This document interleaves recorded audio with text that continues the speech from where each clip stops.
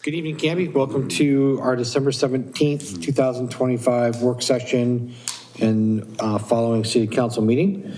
Tonight's work session, the council will be reviewing some additional comprehensive plan policies. We're calling it Part 2, so it's chapters 9 through 14. The City Council did a work session last Wednesday, to go over Part 1, which were chapters 1 through 8. And so we're continuing our efforts to set some clear direction for the planning team to keep moving forward on our comprehensive plan. So, Randy, am I throwing it to you or going right to Don? Don? Evening, thank you. Good evening, Mayor and City Council members. Tonight will be Part 2, as you mentioned, for chapters 9 to 14. Addressing primarily new strategies and policies, but also to focus on just some selected ones that we've also looked at, just to confirm the direction on several of these. Before I get started, we are coordinating pretty intensively with the Department of Land Conservation and Development. Ultimately, this comprehensive plan will go before them for their review. They are also providing comments to us as well. So those will be caught up when we get to the hearing process, and we'll highlight those. Those are mainly to be consistent with statewide planning goals and to make sure the language is consistent with statewide planning goals. I did receive some comments this evening in the last hour from DLCD. We won't be going through those, but generally we're on the right path. It's just, I think, some wordsmithing primarily. So I wanted to start out with economic development tonight, which is the next chapter that we'll be focusing on. And I'm just going to go through these. Hopefully we can get through these in an hour. There are 20 of them in total, and so we're going to power through here. So starting with policy 1.2, retain and attract businesses that provide quality jobs with high levels of employment per acre. And I'm just going to go ahead and read through the whole section, and then we can do what we did last time, and if you all can input. Policy 1.3, support changes in zoning districts to best promote high-wage jobs over the next 20 years. Policy 1.4, maintain or increase the requirement for employees per acre within the Pioneer Industrial Park. Policy 1.5, limit rezoning of employment land unless similar employment and higher wage jobs can be achieved as part of zone changes. Policy 1.6, protect employment lands from conversion to residential uses in order to ensure an adequate supply of commercial and industrial land to meet 20-year employment projections.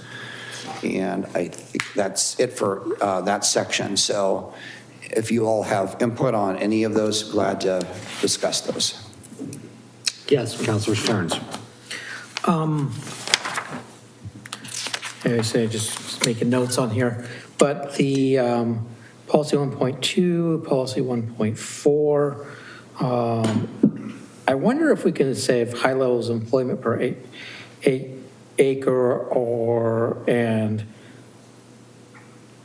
for employees per acre to be kind of change to something to be like payroll per acre, not employees per acre.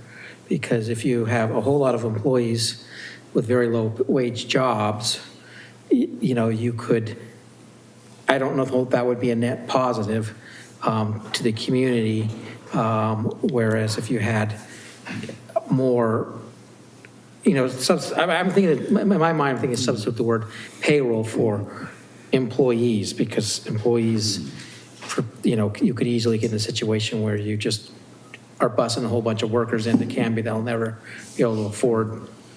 And as you know, I've made those comments before, that as one of the things that goals I think that the city should work for is better paying jobs. So if you just had employees per acre, you can just imagine, you know, low payroll people. So that's kind of my, I guess my wish would be to, if you could change something to payroll instead of employees, then you could have a metric of actually dollars paid out rather than warm bodies on the acre. Okay. Councilor Waterman. Yeah, I see what you're saying on that. I kind of agree in a certain aspect because I guess in a sense on policy 1.3, that would depend on what quote unquote promote high wage jobs, what the definition of that is. What is the definition of a high wage job? You know, instead of going off of the median, you know, wage in the county or something like that, or, you know, what are we tying that to? So if you tied that with the number or both, then probably more likely to achieve a substantial goal of what you're trying to get. Councilor Davis?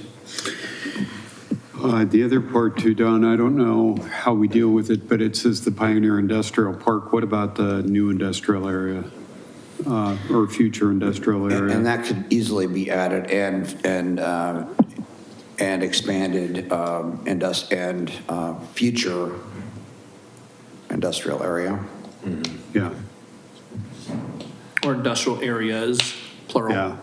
And that there's a question on policy there because there are areas that are not directly east of Pioneer Industrial Park that are in the city, and that would be at your discretion to, we have not required that acreage employee per acre except in the industrial park, the Pioneer Industrial Park.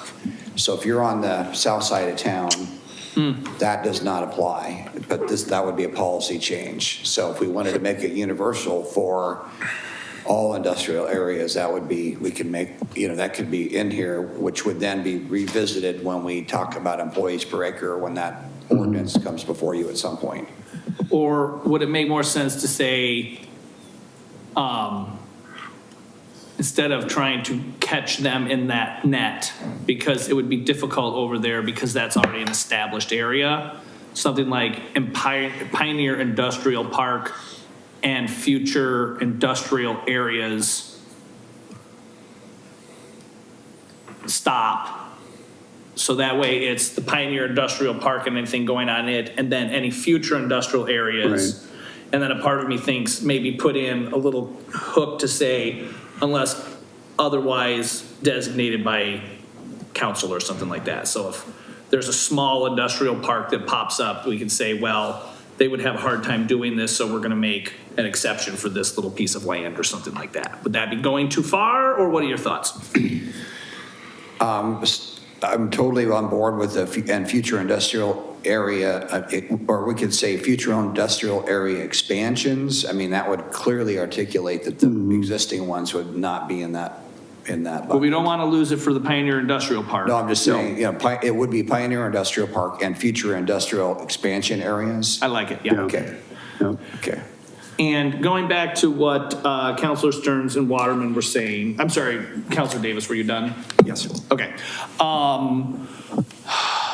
I see where they're going with that, and I too would like to see higher paying jobs as part of it, but the problem I see with that is on from the planning commission side, then they would have to include all of that wage information in their applications, and you folks would have to be trying to vet all of that wage information as part of the application, correct? I mean, I think part of this is it would be difficult unless we were providing, and I've seen this done in other communities, and it was related to transportation. And so they defined family wage jobs, and you had to go through a process, and that was to be provided exceptions for transportation in order to expedite developments. Essentially, it was an expedited element.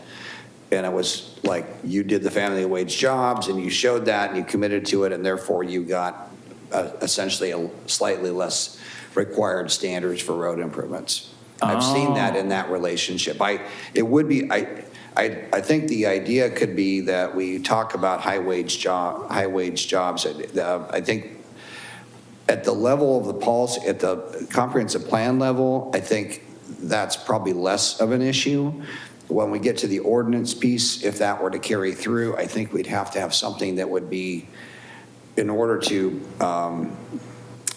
I think there'd have to be some way of, some commitment the city would be making in relationship to that, is my belief, because I think it would be difficult, as you're saying, to filter that out.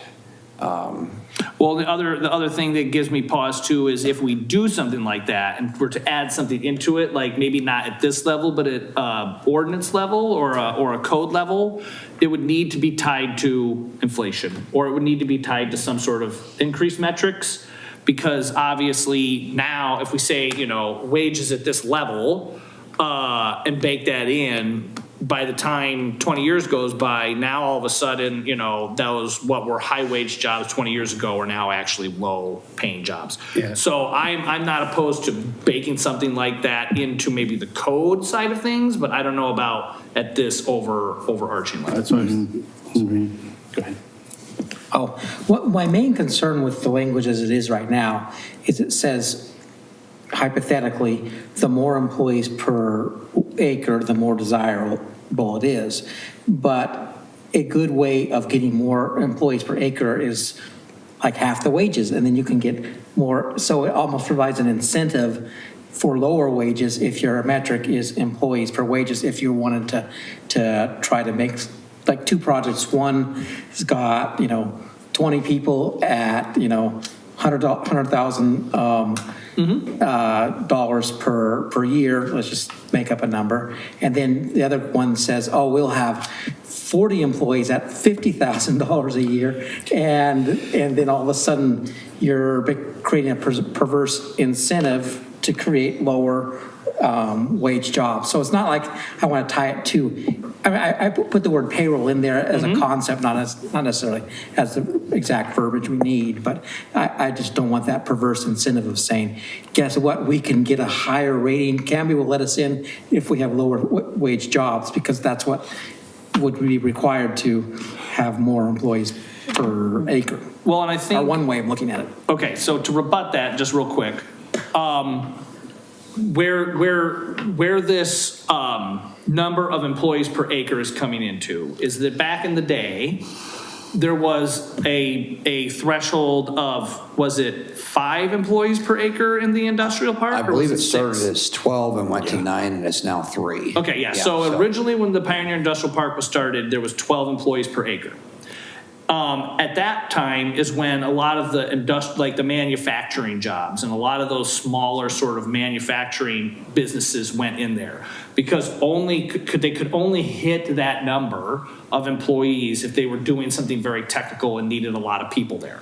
Which means what you're asking about. So it was naturally not somebody. It was not a distribution center that was hiring a bunch of cheap people to push boxes around. That did not make sense. Then when it dropped down a little further, that's when we started seeing some of the larger buildings that was doing more large-scale manufacturing. And then during the economic downturn, because no land was being sold out there, that's when they dropped it down to the 3.5 employees per acre or whatever it currently is now. 3. And that's when all the distribution centers came in. So historically, the number of employees per acre has driven higher wage jobs and more technical jobs in the industrial park, whereas less employees per acre has actually driven lower paying jobs in a larger footprint. So to me, that seeing how that has played out historically in there, that's why I am saying in my brain, if you require more people, there will naturally be more higher paying jobs amongst all of those people. There will be some people that are making minimum wage, but there will have to be some more technical people that are doing that. The other reason we like that is because for taxing purposes, those businesses that were originally came in at the 12 and the 9 or whatever, there is a lot of equipment in those buildings that we as a city can tax and bring in revenue. Once it was dropped down to 3 people, now the only thing we can tax them on is the building and the racks.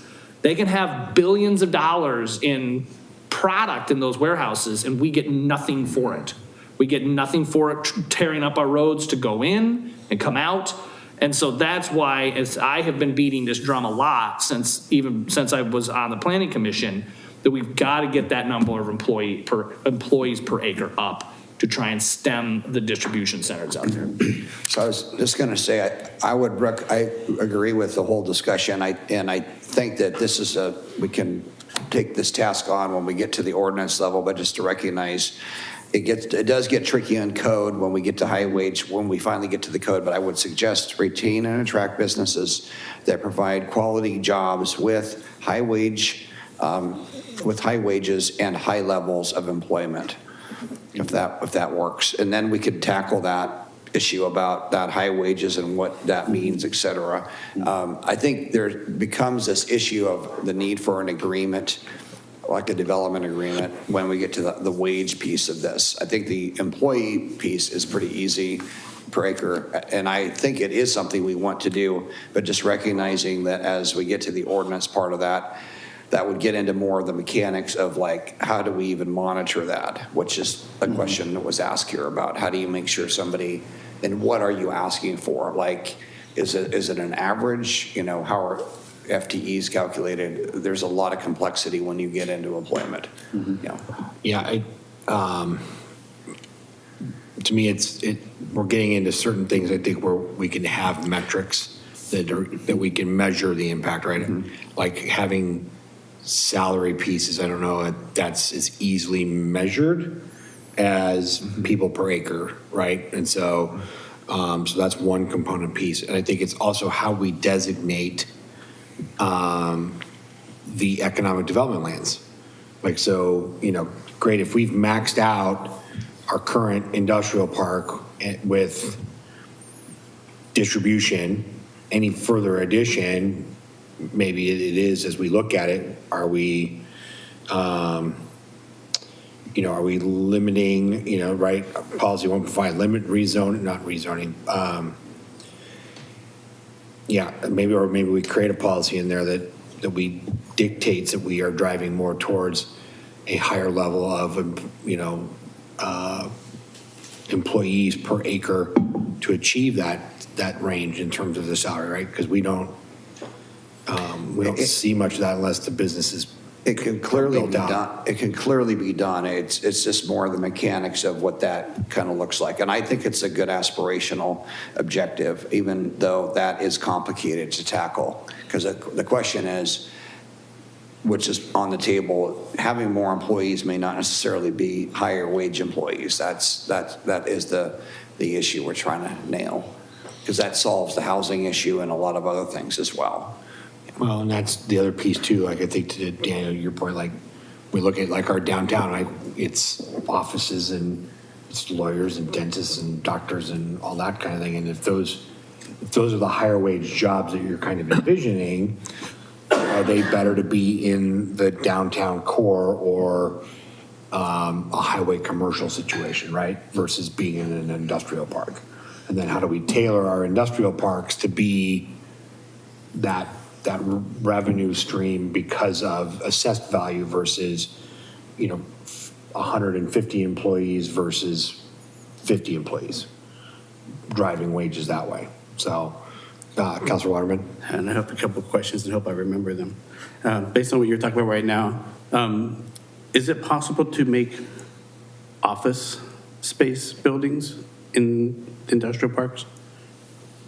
Yes, I mean, that's something that could happen. I mean, that's, as we evolve into the next round of expansion, that very well could be more of the mix that we both want and that we regulate by code. Because for me, that can help the downtown, because then you can get more retail downtown and maybe more of the services in the office, dedicated office spaces as well. Yeah, to that point, the OLCC building was originally going to be the distribution center and an office building for the OLCC staff. And then that changed because they were able to hit the minimum number of employees per acre with just the distribution center and jettison the office space down to Salem. Okay. And so my second part was, we actually don't have to do anything to get the wage information. We already collect it. We get the transit payroll tax. Right. Usually that's after the fact though. Right. But right now, even with the number of employees, when somebody comes in and signs up and says, I'm going to have 5 employees per acre, how do we know that that's really what it's going to be when they come in, and how do we follow up on that at all anyway? This are all great questions, and I think as we move that forward, into code, I think those would all be recognized. You're absolutely right. I mean, there's not a level of commitment in the code right now. There's a bit of trust that goes into that. We're asking for somebody to provide in good faith that information. I think this all leads to kind of more detailed agreements on these kinds of things as we get further into it, which shows a commitment to that longer term. Yes, Councilor Patton. I guess my question would be for Councilor Stearns and Councilor Waterman. Are you comfortable with baking that wage stuff into the code rather than in this document, or not? As long as this document doesn't restrict what we put into the code. I understand it doesn't. I'm just talking about the ideas right now, and I'm not committed to what means regard to implement. I can think of lots of ways. Like I could say, let's charge them all some high fee and then discount it if their employees are what they said it will be, or something. There's lots of things I could, probably none of them are legal, but I've just, things that comes into my mind of ways you could do this. Bake it as like 10% above or 20% above the median state wage or something like that. That way it's always going to fluctuate, but it's going to keep to a standard within the state that you don't have to go back. I just think, so it doesn't bother me. In fact, I'd prefer to go more detailed into the code, but I'm just make sure this doesn't restrict by saying we prioritize something that, and like I say, maybe you're right, for the industrial park it's different, but I'm thinking like, for example, at a restaurant, you have a lot of employees on the restaurant, but they're not making a whole lot, but you would have somehow come out really shining example of employees per acre that way. But if you have a huge warehouse, maybe, so I can see your point there. I would recommend keeping it in so that it is a placeholder for future discussion. It is a bit of a challenging thing, but that's not for tonight. So I think we should just leave it in. Any other questions or comments on those policies for economics? Okay, so moving on to the next one. So for housing, we have strategy 3.3, implement open space requirements as permitted by state law for multi-unit housing developments. Strategy 4.1, upzone parcels in area J, which is on the north side of town by Jarbo's restaurant, to allow more medium and high density housing. And that's consistent with the current comp plan that calls for a mixed density neighborhood with a minimum of 12 acres of high-density residential in that area, this current comp plan, and minimum of 15 acres of medium-density residential. That's the future area for that, just in some context. Strategy 4.2, identify priority areas for upzonings, such as sites along transportation corridors with sufficient utility capacity within and adjacent to downtown and near community amenities like schools and parks. So with those, if you all have comments or questions. No. Okay. Moving on to public facilities, policy 1.3, work with Canby Public Utility to plan for and acquire water sources sufficient to support population growth. Policy 4.1, work closely and cooperate with all entities and agencies providing public facilities and services and ensure that they are provided concurrently with future development, including water and electricity. Comments on those? Okay, cool. Next. Just 1 second. Yeah. Let me just check something.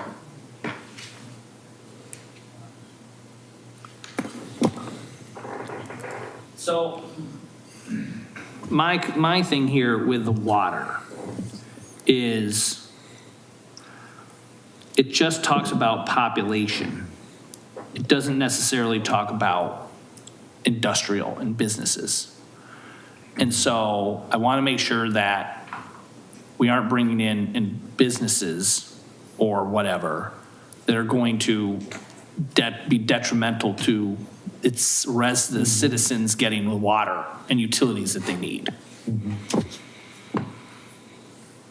So how about population growth and future employment development?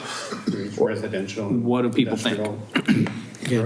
Yeah, industrial use as well, because sometimes the data centers need to be cooled down a little bit, and sometimes That's what I'm worried about. there's other, Yeah, sufficient to support population and economic development growth, Yep, perfect. or economic growth. Does that work? Okay. Good point. Thank you for humoring me. No? That was good. No, that's excellent. Okay, got that. Could you imagine though if we ran into the same situation with water? I mean, with the power situation, I mean, it would be a mess. it would be a mess. and some industrial could use untreated water right now because it's just more convenient. They all use the treated water, but it doesn't necessarily need to be treated for some industrial uses. Well, and that's the thing is, specifically with data centers, that water needs to be treated. In fact, I think based on my understanding of it and a little bit of research I've done, is that because of the sensitive nature of all of the equipment, the water has to be very pure going into it, otherwise it will cause trouble to the actual equipment. So they prefer purified water going in there. So that's why they like using municipal water, because it's already, their job is like, rather than them trying to filter out the water and clean it up for their use, they're happy to use the municipal facilities to do that, essentially. Don, onward. Transportation, policy 1, provide a transportation system that is convenient, accessible, and connects people to destinations throughout the city and beyond. Policy 2, provide a transportation system that is safe and secure for people of all ages and abilities.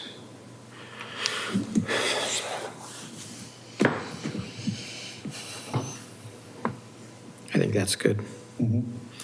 My son prefers the city buses over the school buses, so it might be in competition with them, with the school.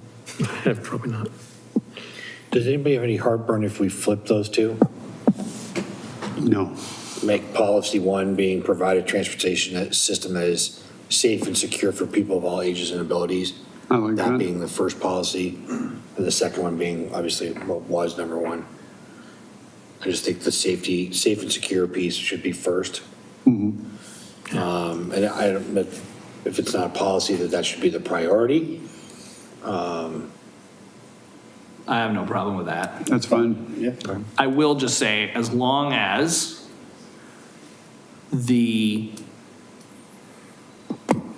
fears of more people being able to access the public transportation are not used, as long as the fears of security and safety of use of the transportation system are not used as a mechanism to try and curtail expanding the system. Well, we can't control the I'm narrative just saying that outside of it. there is a tendency among some folks to try and do that. Not necessarily here at this group, but that would be the only heartburn I would have of that, is that uses some way to try Nobody and. wants to bring crime train to Canby. I am just saying. That's all I'm gonna say. I have no problem with doing it. I'm just throwing that out there on the record. You got it. Counselor Davis. I support what the mayor was talking about, flip-flopping those, but the other part I'm wondering about, Don, is on the current policy 1, provide transportation system that is convenient, accessible, and connects people. Where does reliability come in? Good question. I mean, you can have these systems, but if they're not reliable, I mean, we could add that in completely. I mean, that is convenient, accessible, reliable, and connects would be a very easy add. right? Sounds good. And Sounds the great. reliability piece is big. Reliability is big. Yeah. Next. You bet, sir. Gotta make up Energy some ground. conservation. Strategy 1.1.1, promote higher density residential comprehensive plan designations based on access to transportation, access to and capacity of infrastructure, site size, development constraints, and other relevant criteria. Strategy 1.1.3, promote creative solutions to current electrical transmission challenges by supporting battery energy storage systems for industrial use to promote industrial development. This came out of a suggestion from the Planning Commission. Strategy 1.1.6, encourage medium and high density residential zone designations to areas being annexed by the city. Strategy 1.2.1, promote the use of solar panels for industrial development to reduce the need for electrical power reliance from Portland General Electric and Bonneville Power Administration, and this came from recommendations from community summits. From what, Don? Community summits. Strategy 1.2.2, encourage the use of Canby utility rebate and energy conservation programs in supporting the repair and rehabilitation of buildings.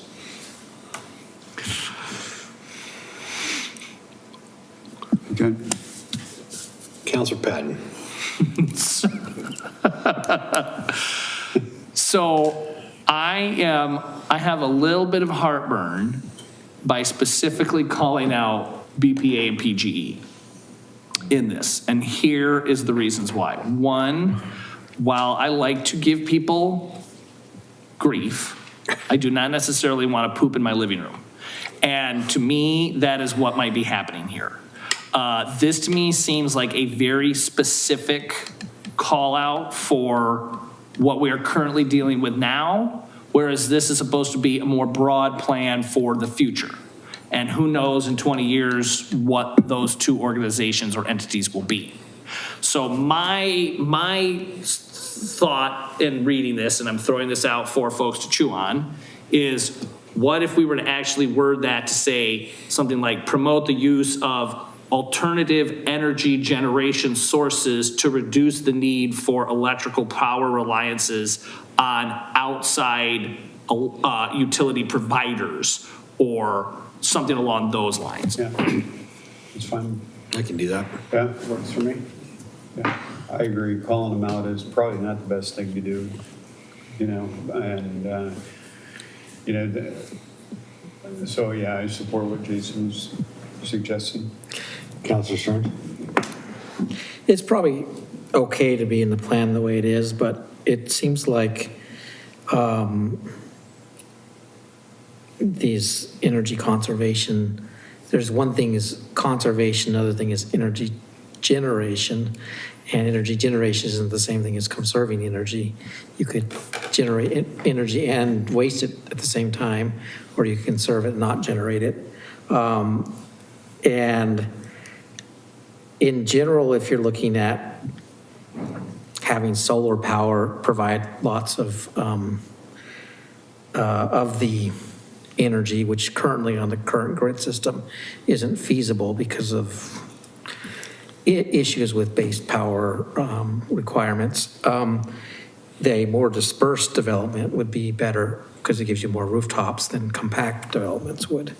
And so, and I don't know, these are all sort of, I view them as engineering issues. I studied electrical engineering in college, but I see sometimes people say things like higher density, like it's somehow written in the Holy Scriptures that higher density means more energy conservation, but that's not really always the case. So I'm just, it seems like it's a little bit of trying to use a dogmatic approach rather than an actual engineering approach to that. So, but I don't know how you would change the wording onto that. It just gives me a little bit of heartburn to see sort of. Well, I think when I made that recommendation, did I leave? Because it's solutions to current electric. I'm just talking about 1.1. Did I leave industrial development in there, or was I just, it was like the use of alternative energy sources to reduce the reliance on an outside entity? So we would be stripping that out. I think we're talking about two different strategies, 1.2.1 and 1.1.6. I believe those two are being discussed simultaneously. That's Which one were you referring to, Counselor? I'm just doing 1.1.1 and 1.1.6 seem to be kind of saying the same thing, but it sort of throws in that,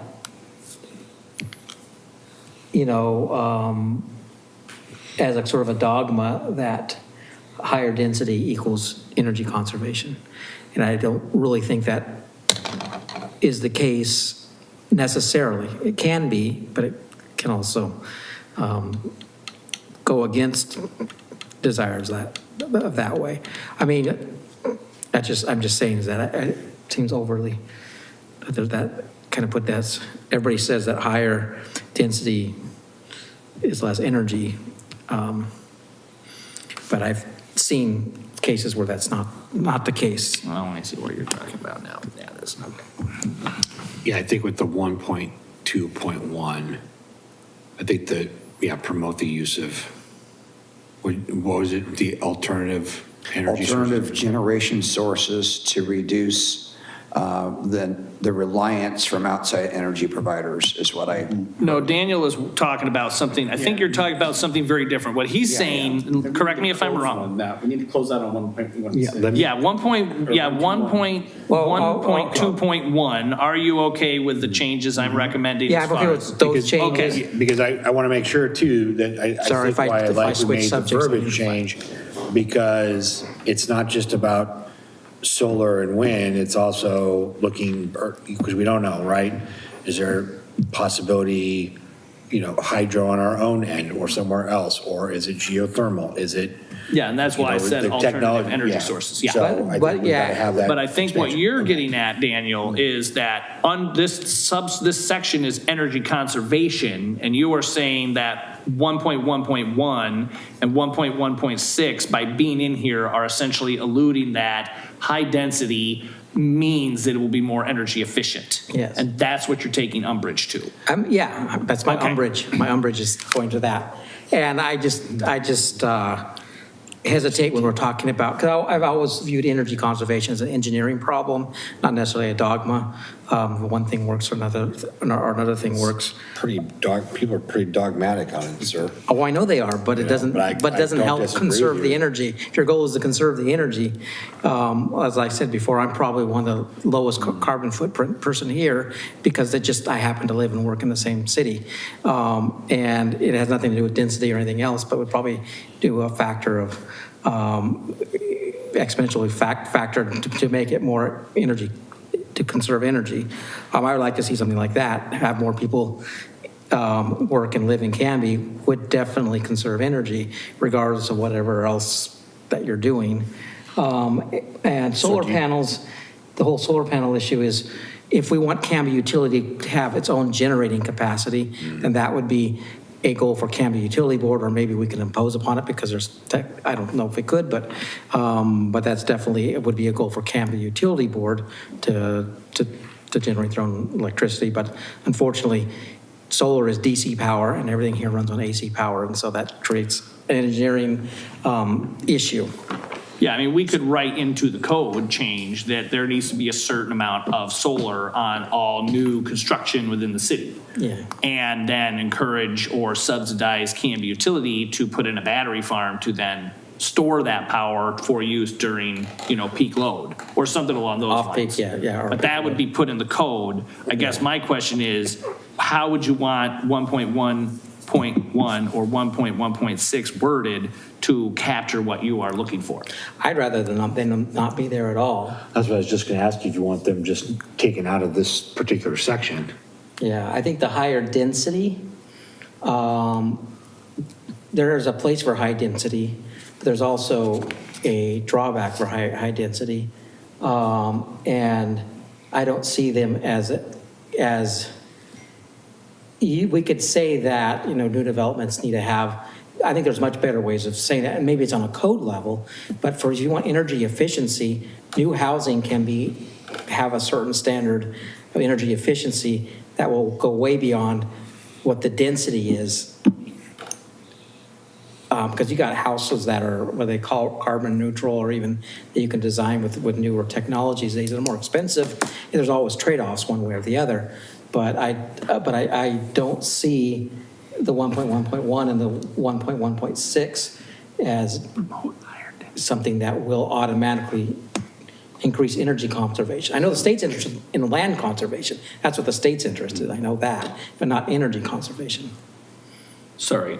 I was going to say too, I think we have to make sure that we understand when we say energy, we're not always just talking about electricity going to a house, because it's talking about access to transportation. So we're talking about fuel being used. We're talking about having to spread out our sewer systems and water pumps and stuff like that across a larger area. You have to pump all that stuff to all these different houses. So the energy conversation, the higher density means you're not having to put so much effort to get energy to those places, and there's less energy being used going out. So, and that energy is, again, water, electricity, the things that provide those things as well, not just electricity to a house. Which is the cost to the city as well. Right. I think 1.1.1, fully agree with everything you said. I mean, the urban form piece is important here to recognize that.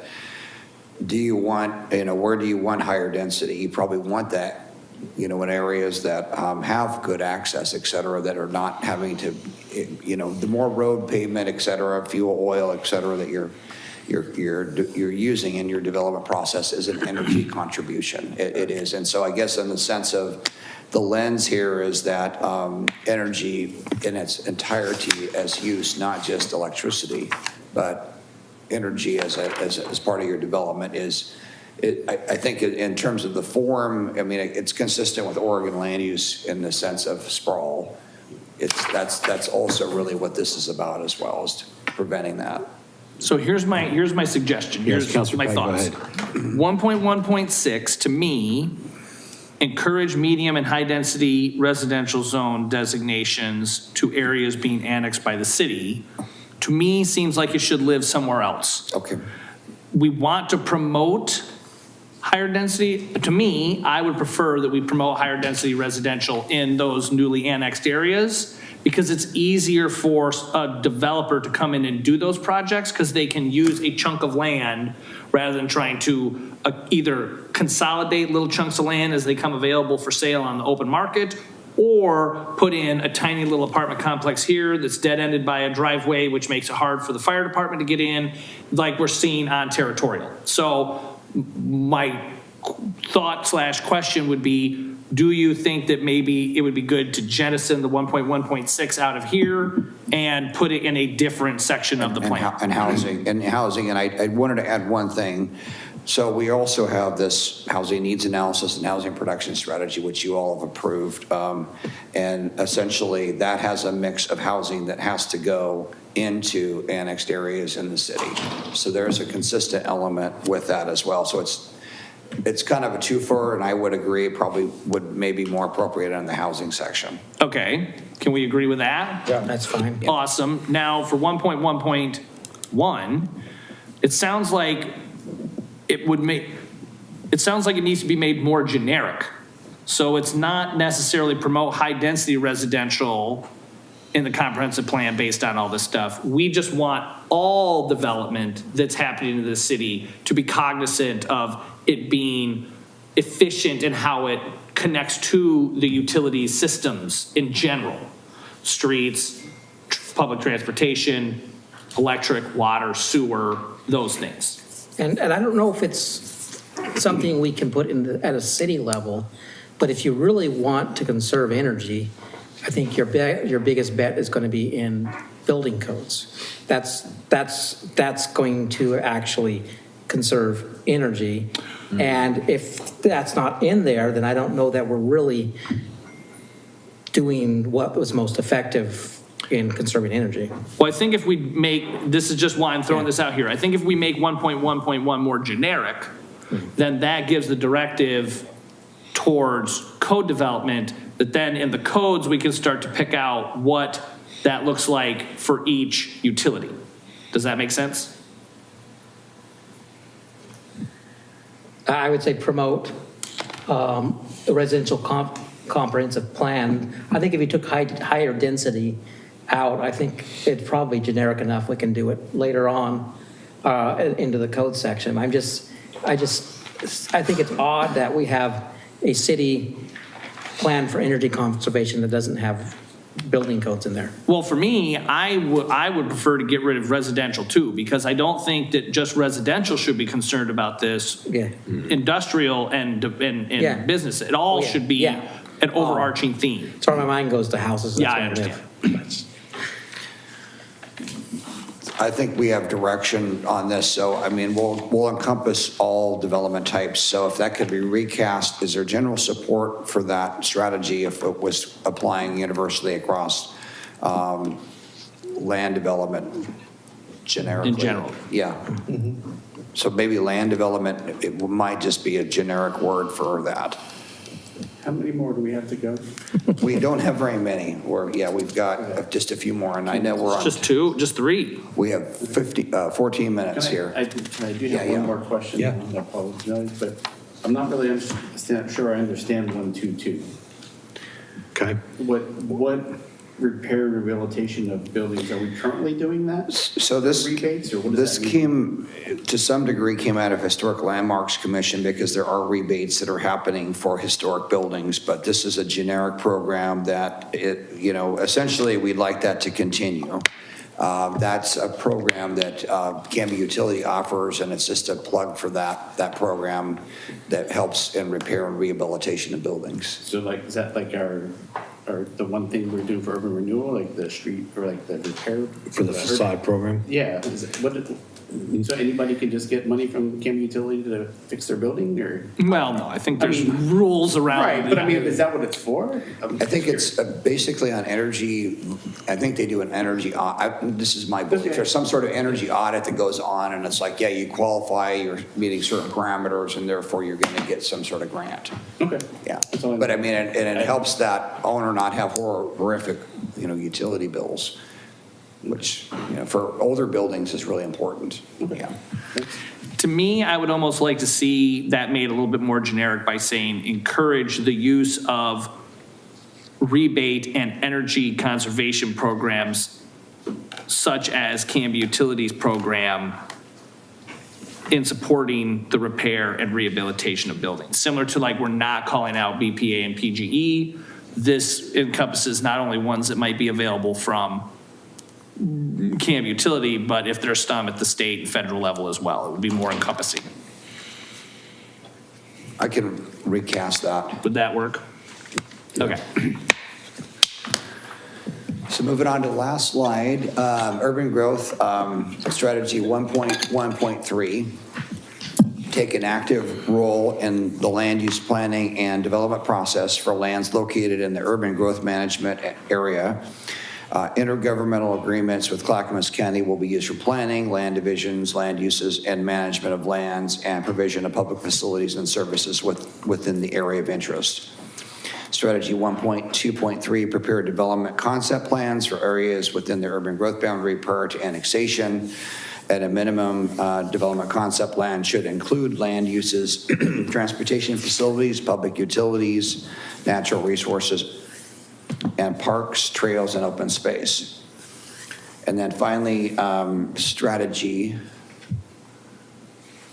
1.2.5, an adequate quantity and quality of urban services must be available to serve the subject site or have evidence that it is feasible that adequate urban services can be made available within a reasonable period of time after annexation. Increased levels of urban service shall not place unreasonable burdens on the service providers or existing users. An adequate level of urban services shall be defined as municipal sanitary sewer and water service, power and other private utility service, multimodal roads with adequate design capacity for the proposed use and projected future use, police and fire, school facilities and services. And the burden of proof providing the above findings is in place upon the applicant. So this is, these largely reflect kind of operationally where the city has been. This is a bit more expanded on the power piece of this has been added, and so this again is to address services that are necessary for urban services for development. I'll jump back to the prior slide. Questions or comments on these? No. No, now you do. Yeah, just recommendation is, did you spell out what DCP is? Yes. So development concept plan, so for Right. example, in our current urban growth boundary, and so what happens is before someone can actually become annexed to the city, there is what's called the development concept plan, which is basically a plan for how the roads are going to be developed Right. in that area. It's not actually the development of the roads, but a plan for that, which also includes water and utilities, water and sewer, and how that's going to happen. Those are required to be shown, and on adjacent properties as well that are not part of the application, so that the adjacent properties are also evaluated as well for like road network, that kind of thing. Okay. Okay. You didn't have any questions earlier, why now? This is a general overarching Alright, question of the okay. thing, the document in its whole. So one thing that we found useful in like the policies and operating guidelines was creating not a table of contents, but Table of a glossary glossary terms. of terms and stuff in the document. With all of the acronyms and all the technical jargon that's in this document, I'm hoping it wouldn't be too onerous, but it might make sense to put a glossary of terms in this document as well, so a layman who is reading this would have something to go back to the point where if this is downloaded if this is made into a PDF, that those terms are then turned into a hyperlink, so that if they say, well, what is this thing? You can click on it and it takes you to that thing, that definition in the glossary of terms. I like it. Yeah. And make it just a little more user-friendly. Yep, that's a great suggestion. And I know the vernacular is sometimes fairly thick on these terms.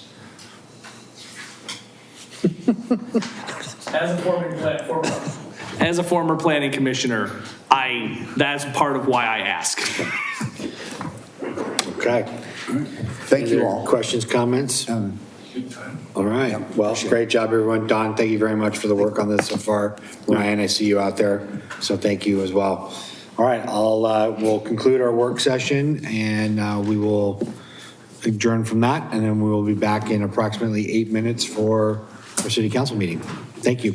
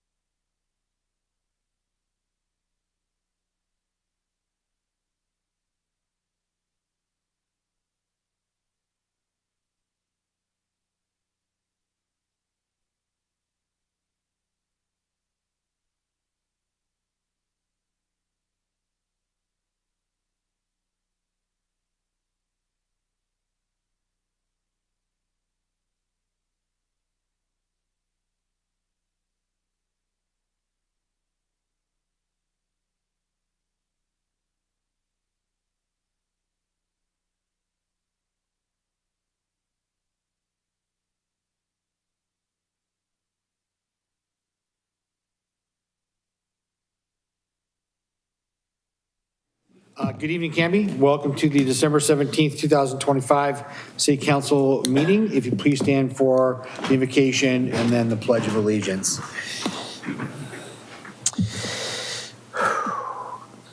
Dear Heavenly Lord, I come to you in excitement and celebration and also heavy-hearted.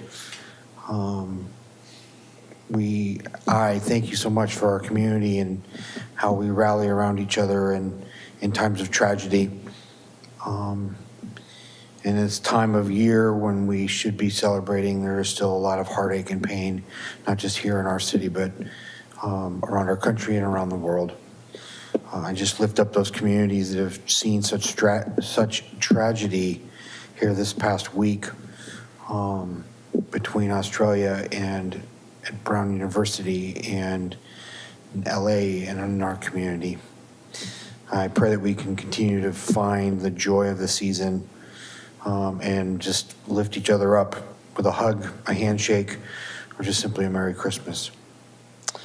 I ask that you bless the city over these next couple of weeks, this next year, and that we continue to do a great job here as a council for our citizens.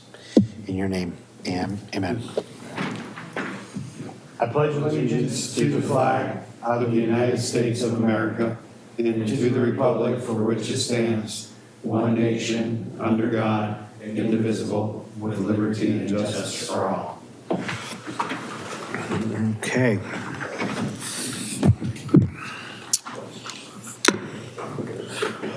You got the screwed up chair.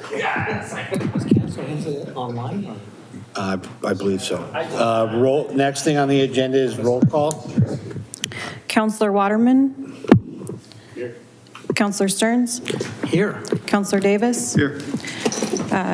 Mayor. I am here. Council President Hensley. Present. And Counselor Maldonado. Here. Counselor Patton. Here. All right. Full group this evening. Next on the agenda this evening, I'll say that 3 times fast, citizen input and community announcements. So this is an opportunity for citizens and audience members to address the council on non-agenda items. If you are here present and want to address the council, they used to be yellow cards. They're now white cards on the back podium there. Bring them up to our city recorder and she will make sure that I get them. If you can't be here but still want to give testimony, you can make that request to our city recorder on the day of the city council meeting by 4:30, and we will send you a link to be able to be on Zoom and make your statement. I have one card this evening, and that is Mr. Taylor, who wants to talk about the utility rate adoption. Sir, good evening. Come on up here to the table and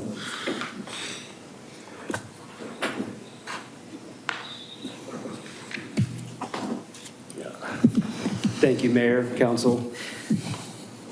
Do I have a time limit? 3 minutes. Okay. 3 minutes, sir, yes. I'm here tonight on behalf of a client, Sunbreak Electronics LLC.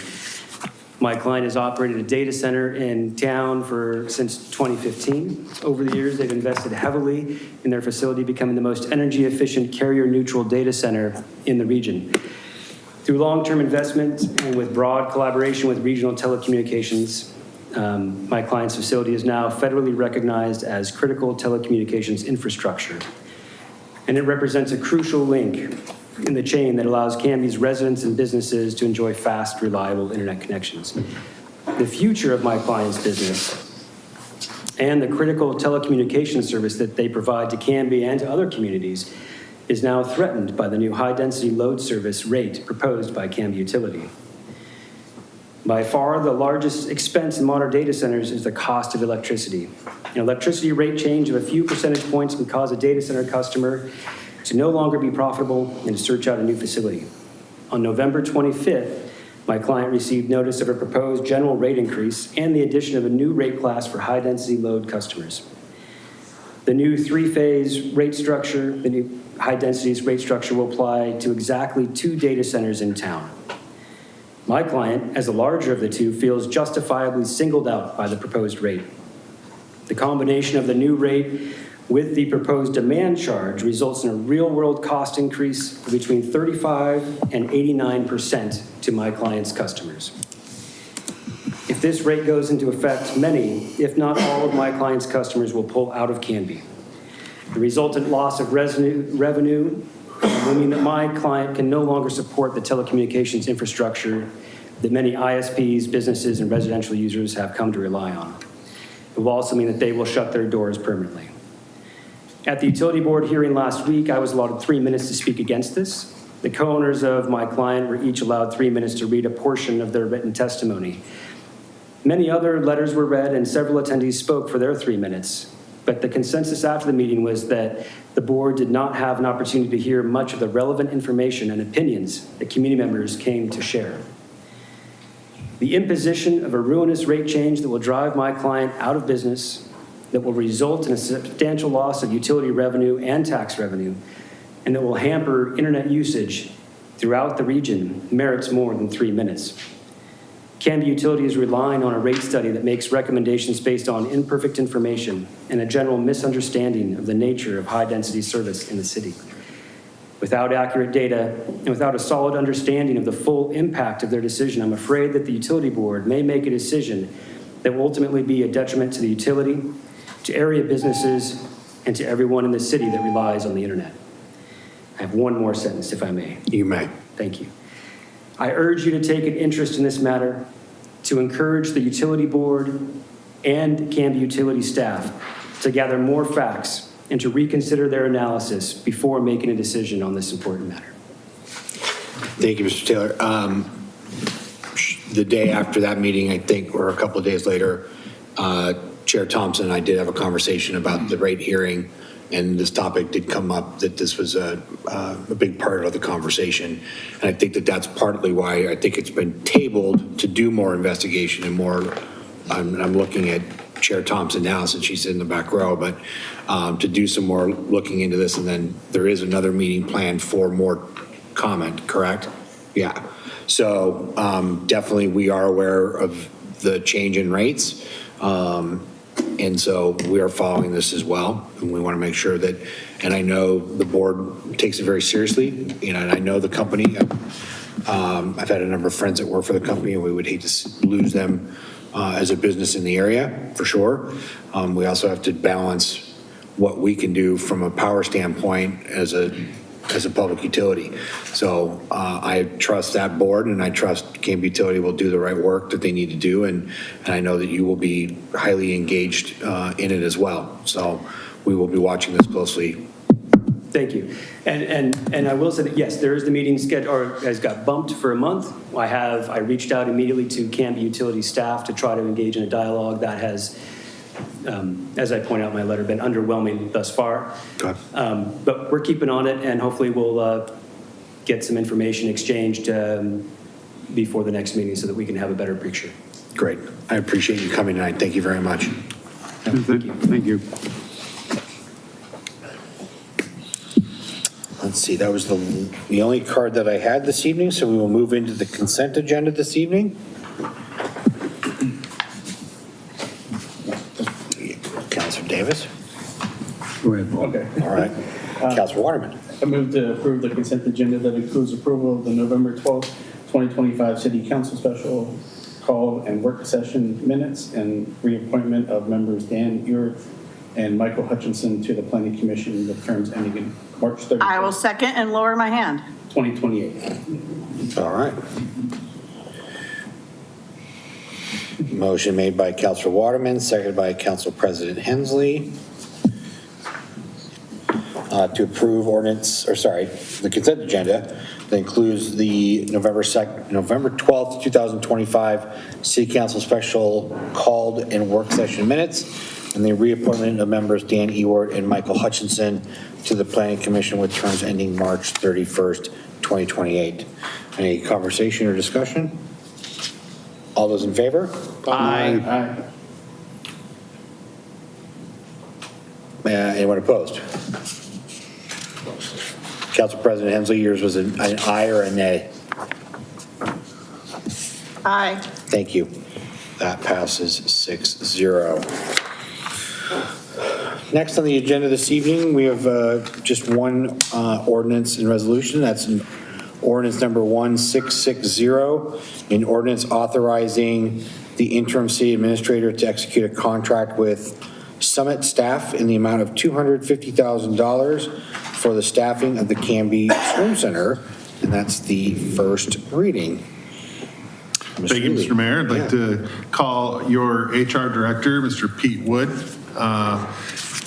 and Eric to the stand, and like to congratulate 30-plus year employee Eric, who is retiring at the end of the year for all of his years of service at City of Canby. Wow, thank you, Eric. Congratulations. Thanks. Mayor, Council, good evening. We're here to discuss the swim center contract. Just want to paint just a background.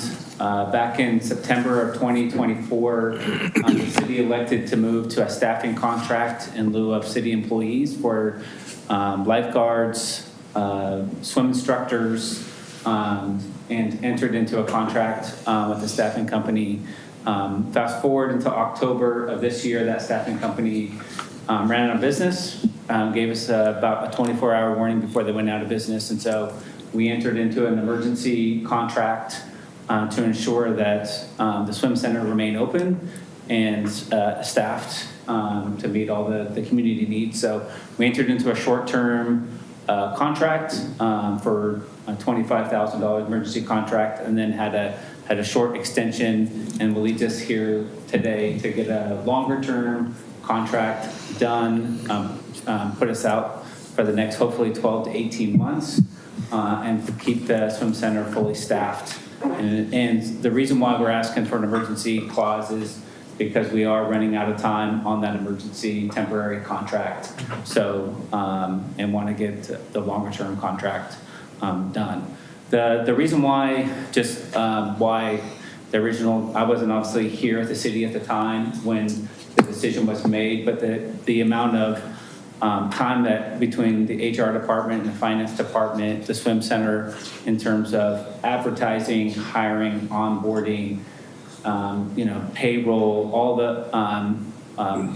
the associated processes that goes within the city staff, to go to a staffing company to provide a lot of those services, to cut down on a significant amount of workload and impact on the staff. So that has done so, and then just in this current temporary contract that we're in, we've had 6 lifeguards come on and off just in the 2 months that we're on this short-term contract. So a lot of, our lifeguards, Eric can kind of talk to that more, but they'll go to the swim center. They're younger. Some of them I think are going to school. They're in high school. So I think it's just better on the city to continue that process. So. Okay. What are we looking?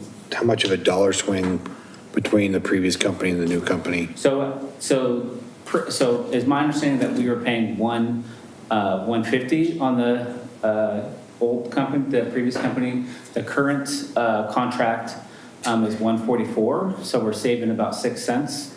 It wasn't technically the lowest bid that came in, but the company that we're currently Summit contract has, it's a very reputable staffing company. Some of the staffing companies were newer, smaller, didn't work with cities. They currently have contract with 4 other cities. So I didn't want to enter into a contract with a much smaller firm. I wanted to make sure that there was a healthy, vibrant, so we don't have another problem where we had in the past where we had to quickly switch staffing companies within 24 hours to get young people in here to City Hall, to get them onboarded and to meet all the employment requirements so we could keep the swim center. So it was a lot of work.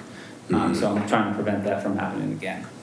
So this contract so these are city employees? They're the staffing company. So they are a staffing company, okay.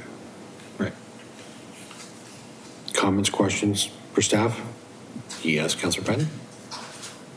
So this is not necessarily directly to the ordinance, but Eric, I just want to say congratulations on announcing your retirement. And I just want to commend you for the job that you have done for all these years at the pool.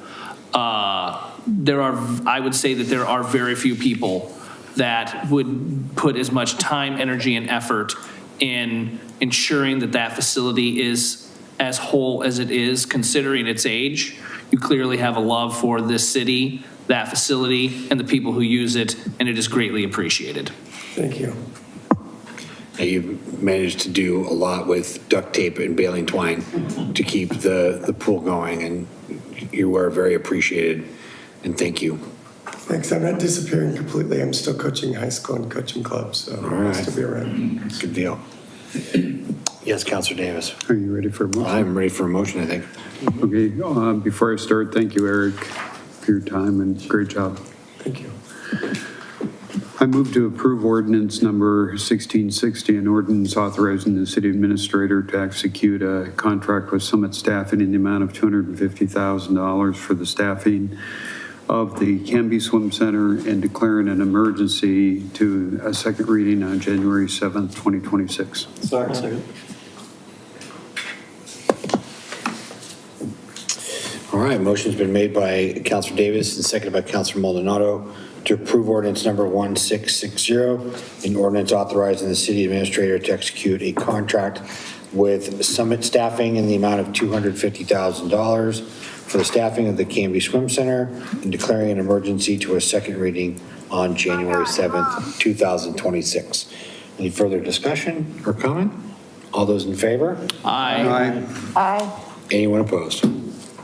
That passes 6-0. Thank you, gentlemen. Yeah. Next on the agenda, we've got a couple of other business items. The first one is the budget forecasting overview. And Mr. Ely, that is all you, sir. Okay. Thank you, Mr. Mayor. Really looking forward to this discussion tonight. If you could think of it as sort of our runway into our mid-year budget review that's going to come up in January with the Budget Committee. So this is teeing that up and getting your creative juices thinking towards that day so you can give us as staff some feedback on bigger picture thematical sort of revenue and expense items that you'd like us to chase down leading into that meeting. Tonight, Eric Catola is online. He's a consultant that used to work here actually in Canby and agreed to do some forecasting for us to sort of whet your appetite for the larger discussion. So he's going to walk us through and help you look at some revenue projections 3 to 5 years out, some historical trends, some of our top revenues that come into the city's general fund, and some of those expenses. So Eric, is your mic hot? Can you hear us all okay? Yeah, I can hear you. Can you hear me? Yeah. Yeah, so you have the council's full attention. The floor is yours. Council, feel free to, Mayor, I don't know how you prefer to interact with Eric on the screen throughout this slide deck, but feel free to ask questions along the journey and provide staff feedback. You got it. Okay. I think Eric's fairly familiar with this group here, so we'll wait. We'll flag him down and cut him off if need to. Mr. Kaito, it's good to hear you, sir. Yes, it's good to see you, Mayor and council members. So floor is yours, sir. All right, here we go.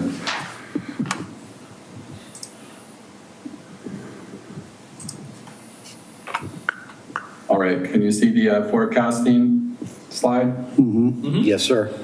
All right.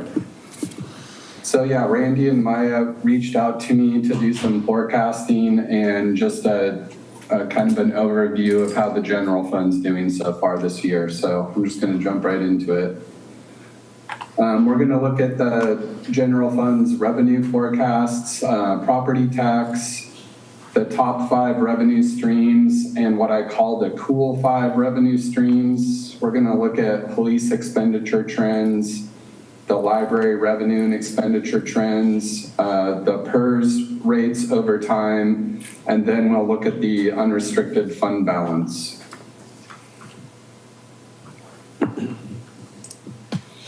Okay, let's see. I want to make sure you guys can read this slide. Is it readable? It's still kind of an eye chart, Eric. Sorry. It's okay. There you go. We're getting there, maybe one more. Oh, wrong way. Still too small? You were close to when it was just blown up. Yeah, leave it there. All right, we'll go with that one.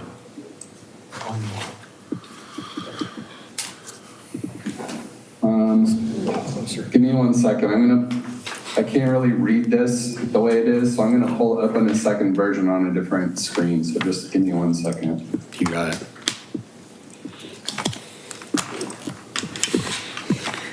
While he's doing this, just a level set, we're focused on the general fund tonight, not the other enterprise funds. And this slide that he's pulling up are your top revenue streams in the general fund, including property taxes, and he'll walk you through some of those. I also just wanted to mention to you, council, that there's also a hard copy of the Eric's PowerPoint in front of you, or should be, so. You can't read it. Which, Okay. that's even smaller. Okay. I count myself lucky that I can actually read it. That must mean I'm doing pretty good over here. The prescription's working. Yeah. Yes, it's hard. I have huge monitors at home, so I have a skewed sense of reality. So what I did was I downloaded the trial balance from 2019 through 2025, and I went through each year and ranked the 24 largest revenue streams. I focused on operational income, though, which is consistent, repeatable, predictable income. So some things got excluded, like the overhead allocations that come from all the other funds into the general fund, random grant revenue, interfund transfers, miscellaneous revenues, and just other variable things. So this is the list I got. Down at the bottom, you'll see a total revenue less BFB, which is beginning fund balance. So that's all the revenue that came in those years.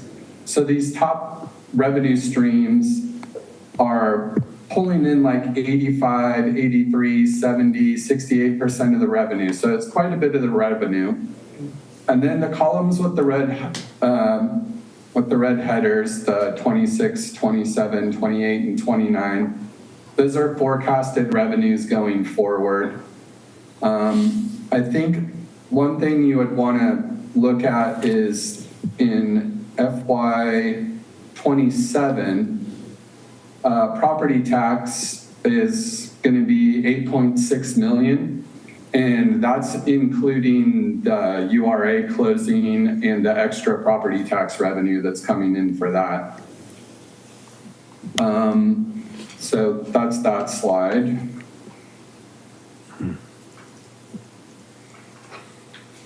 Oh boy.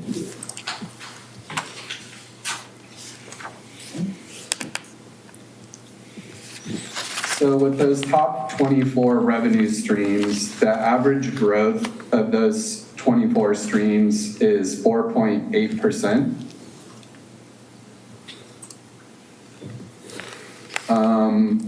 What I call the top 5, can you tell me what the readability is on the slide on the screen for you? It's good, Eric. Yeah. Okay.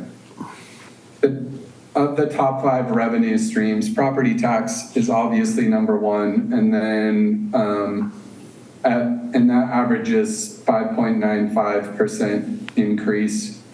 And then we have the in lieu of taxes, which is 3.63, park maintenance fee, solid waste franchise fee, and the natural gas franchise fee.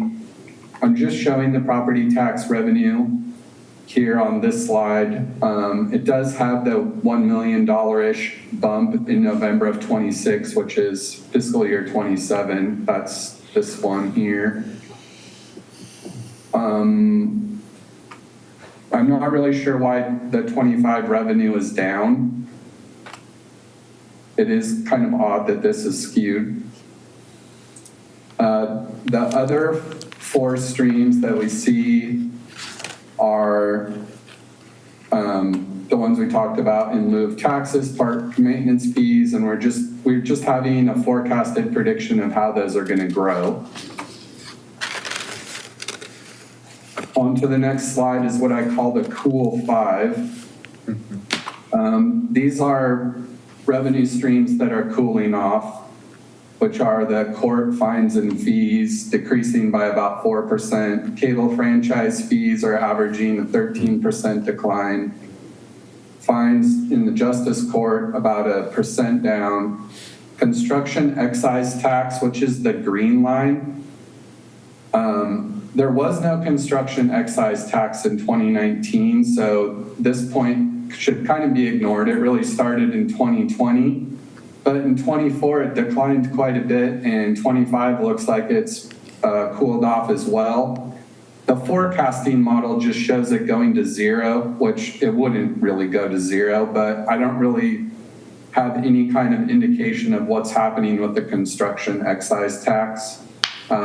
Maybe Dawn does. Also, the telephone franchise fee is cooling off quite a bit as well. So the next thing we're going to talk about is the police department.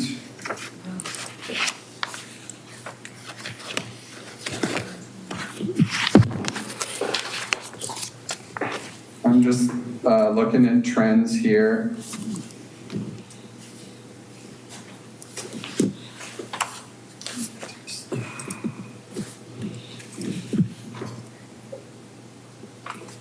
Okay, so in the police department, personnel has been going up at an average of 6.7% from 2019 to 2025. Materials and services, along with the internal charges, have gone up at about 7.9%. Capital outlay is pretty variable, so it doesn't really have any trend to it. Overall, the average increase from 2019 to 2025 has been 6.6%. And I noticed that, oh no.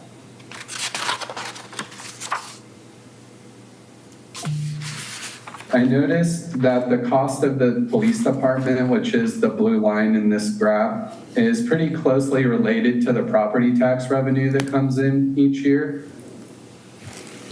Not that that necessarily means anything, I just noticed it. The next slide.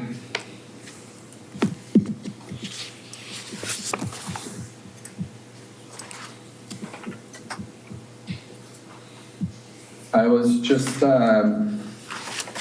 looking at how much the police department is a portion of the general fund's revenue. And it varies between 56% and 42%. That's what the percentage points are between or below the years here in the general fund revenue and police department expenditure graph. And I guess I have a copy of the police department total requirements and the property tax revenue. That's just a copy of the slide we saw before. And now we're going to look at the library revenue.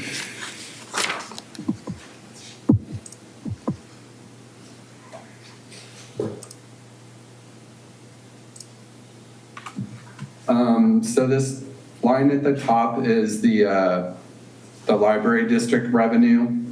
It increases at an average of 3.9%. And the orange line here is the contribution from the general fund. And between 2019 and 24, the average growth rate for that was 55%. But we do see in 2025 that the amount has decreased a little. All other revenue in the library is pretty consistent. And then there's that interfund transfer from the cemetery perpetual care that's always rolling along at about $500,000 a year. Next, we're going to go on to the library's expenditures.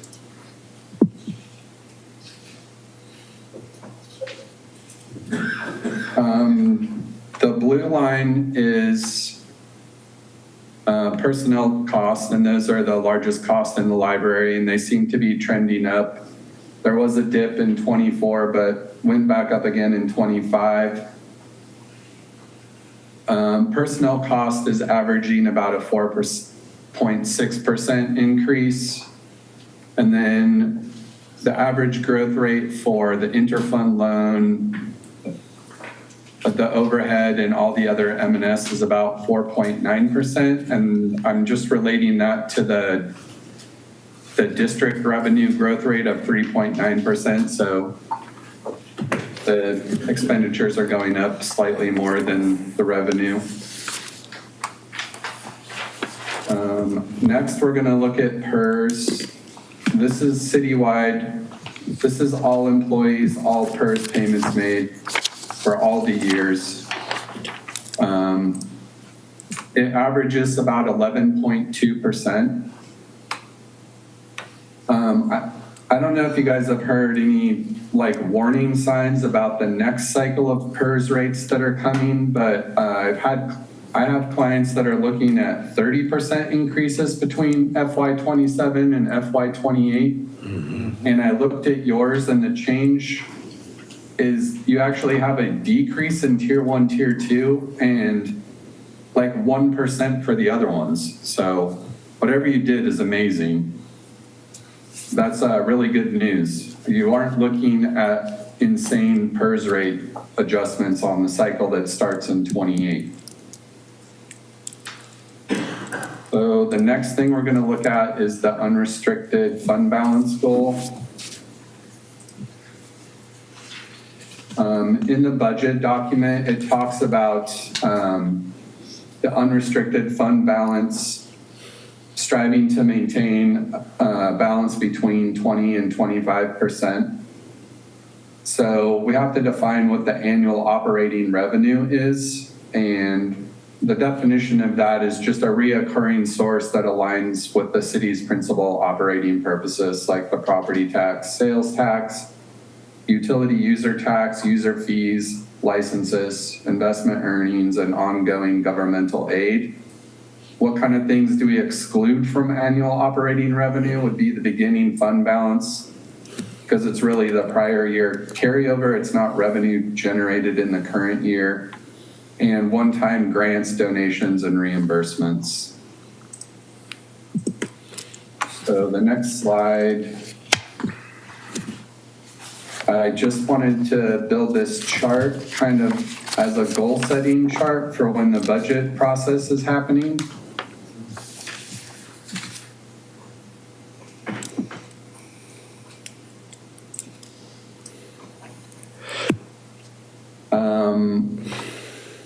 So these numbers here, I don't know if you can, this is the general fund operational dollar amounts for 26, 27, 28, and 29. I have upper and lower thresholds for what you should shoot for the unrestricted ending fund balance. This is basically just, informational, and you can see that the ending fund balance is just rising with the revenue. Eric, is one line 20% and the bottom line 25%? Yeah, so if we're looking at 26 and operational revenue of 15.8 million, the lower threshold, 20%, would be 3.1 million, and the upper limit of 25% would be 3.9 million. So just giving a range. The next slide we're going to be looking at is basically the actuals as of November 30th, 2025. So how are you guys doing as of the end of November. I see I misspelled carryover. So what I did here was put in the full numbers from the adopted budget under the budget header. And then 42% of the year has elapsed. So the budget elapsed is just 42% of the full budget amount. And then the actual column right there showing how much revenue has actually come in. Nothing's concerning here. The general revenues is about $3 million over the elapsed budget, but that makes sense because a bulk of the property tax revenue comes in November, so it's recorded in here. Park revenues look like they're down, but those are all dependent on the SDC funds being transferred over to pay for capital projects. But there hasn't been a lot of capital projects done, so that's not concerning. And then police revenues are down. And when I looked at the financial statements, it looked like maybe the grant funding is less than anticipated. And I don't really know if that's because it's just the lag in the grant revenue coming or the work hasn't been done and reimbursed yet. So overall, the budget says about $12.9 million in revenue should have come in, and Canby's realized more like 13.9 million. So that looks pretty positive. And the last slide is the expenditures. So maybe I'll go through this a little slower so you guys can see the chart here. So same thing, it's the end of November. And I made a column that's the budget column. And so for each department, like admin, I have each of the categories that's in the department. So admin has personnel and M&S. 42% of the year has elapsed. So we would expect in admin for personnel that $245,000 has been spent. Actually, what has been spent is $363,000. So admin has been overspent, 62% of personnel is already spent, and 72% of M&S is already spent. This is kind of concerning. I couldn't really figure out why there's an overspending in this, but there's probably a good reason. Mm-hmm. My only concern is if those expenditures were not anticipated, there might need to be a supplemental budget before the end of the year. But all the other funds look pretty good. Court looks good. Planning is on track. Parks, we talked about the capital already. They have, $4.8 million in capital outlay budgeted for the year, but have spent less than $1 million. That could be weather dependent. Maybe those projects are coming when spring rolls around. The building department looks great. Police is doing good. Cemetery is doing good. Finance looking good. Economic development is slightly overspent, but there's a lot of the year left, so probably paying attention to that will be okay. About 7 months to get it under control. HR and risk management looks like it's overspent, but that department is responsible for paying the liability insurance for the year, and it's already been paid in full. So it looks like it's in good shape to me. And then unallocated, there was, where was it? There was, what is it? The IGA with Clark County, I believe it looked like. There's been $136,000 spent, but there was a zero in the budget column, but I understand that there's a supplemental budget coming out to pick that up. So that looks good as well. So overall, the expenditures look pretty positive. I'm sure there's an explanation for what's going on in admin. And yeah, that's all I have. Are there any questions? Eric, I'm just going to say thank you for helping us out and signing on to do this work. This is pretty eye-opening piece in a good way. Doesn't mean that we still don't have some things we need to stay focused on to finish out the year. So, council comments, questions? Yes, Councilor Stearns.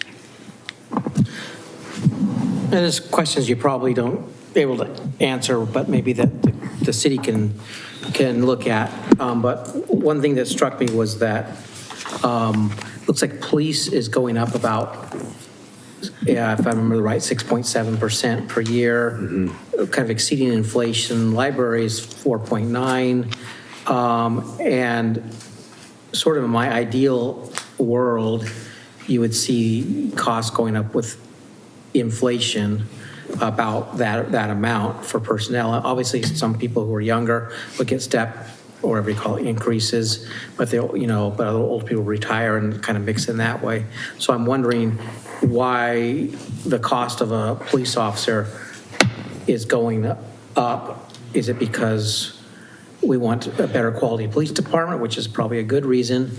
Is it because, or is it because the costs are on autopilot, which would be a bad reason? And I understand you probably wouldn't be able to answer that question like right now, but just something I think that could be looked at, you know, and why does library, and I'm not saying that one is right and one's wrong, but just to contrast the two, why is library going at a much slower rate? And remember, this is rate of increase, not necessarily actual cost. So it's not saying that the two positions are equal, but it's the direction that I'm wondering about.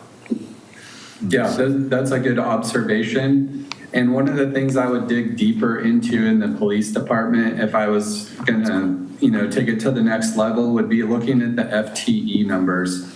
I bet there's a lot of police officers, and adding more people could be, you know, inflating the 6.7%, right? Like if there's been a substantial number of FTE added between 2019 and 2025, that's gonna also increase the salaries. So yeah, I would dig into that if I was gonna look into it more, to kind of tie the police total cost, personnel cost to FTE, and then get like a cost per FTE and review that would be my next step. Well, yeah, that's a good idea. And I'm not saying it's a bad thing. I'm just saying it should be, we should know the reason and not necessarily, you know, accept it without. For sure. Yes, Councilor Waterman. I think with the police department, I mean, just like even with city, we have our contracts with the departments have an increase, a yearly increase. And so, I mean, quite frankly, I don't think it's that far off of what our normal increase is on the yearly basis for salary. Well, I think for police, I think for police, it's about double what what my recollection of what we approved. So I mean, as far as just the contract goes, and like I say, the explanation could be more FTEs, you know, so that would answer the question. I'm not saying that we're doing anything bad. It's just a question I have. Does personnel cost, does that include benefits? Yes. Yeah, the personnel cost right now for the police that I looked at has regular salaries and wages, overtime, grant expenditures, which I would assume get covered by grant money, insurance benefits, taxes, PERS contributions, and the uniform allowance. Insurance alone goes up almost 10% a year. Yeah.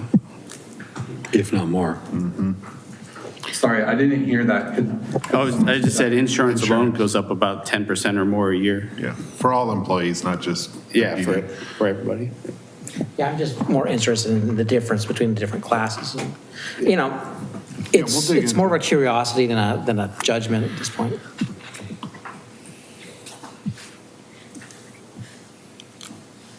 Yes, Councilor Patton. So just to get an understanding here, thank you very much, Eric, for getting this information put together. The 11.2% increase in PERS is for 19 through 25, correct? That's right. But you had said that compared to some districts, when we go into the next big cycle of 28 through 29, that our obligations are not looking as bad as some other districts and such, correct? That's right, sir. Do Yes. do you know what that percentage is looking like? Is there an estimate? Or did I miss it? No, there's an estimate. I don't know if you can see it. There's this box down here on the per slide that's kind of got a blue header and a blue column to the left. Yeah. So the FY27 amounts for like tier 1, for example, is 26.87%. That's what I assume you guys are paying right now for FY26 because these come in 2-year cycles. And then when 28 rolls around, the advisory rate change that I saw for Canby was 26.3%. So it's actually dropping for tier 1, tier 2. And then for OPSERP, the regular, it's going up by 1.15%. And then the OPSERP for police is going up 1.37%. Okay. So I guess my question, and this is so that I make sure I have my head wrapped around this, that the amount that you pay in for a city pays in for PERS is based on the number of currently employed employees that are at that level, or employees that used to work for the city that are at that level that are currently drawing on the system? Yeah, I'm really sorry, Counselor. I don't know how PERS sets its rates.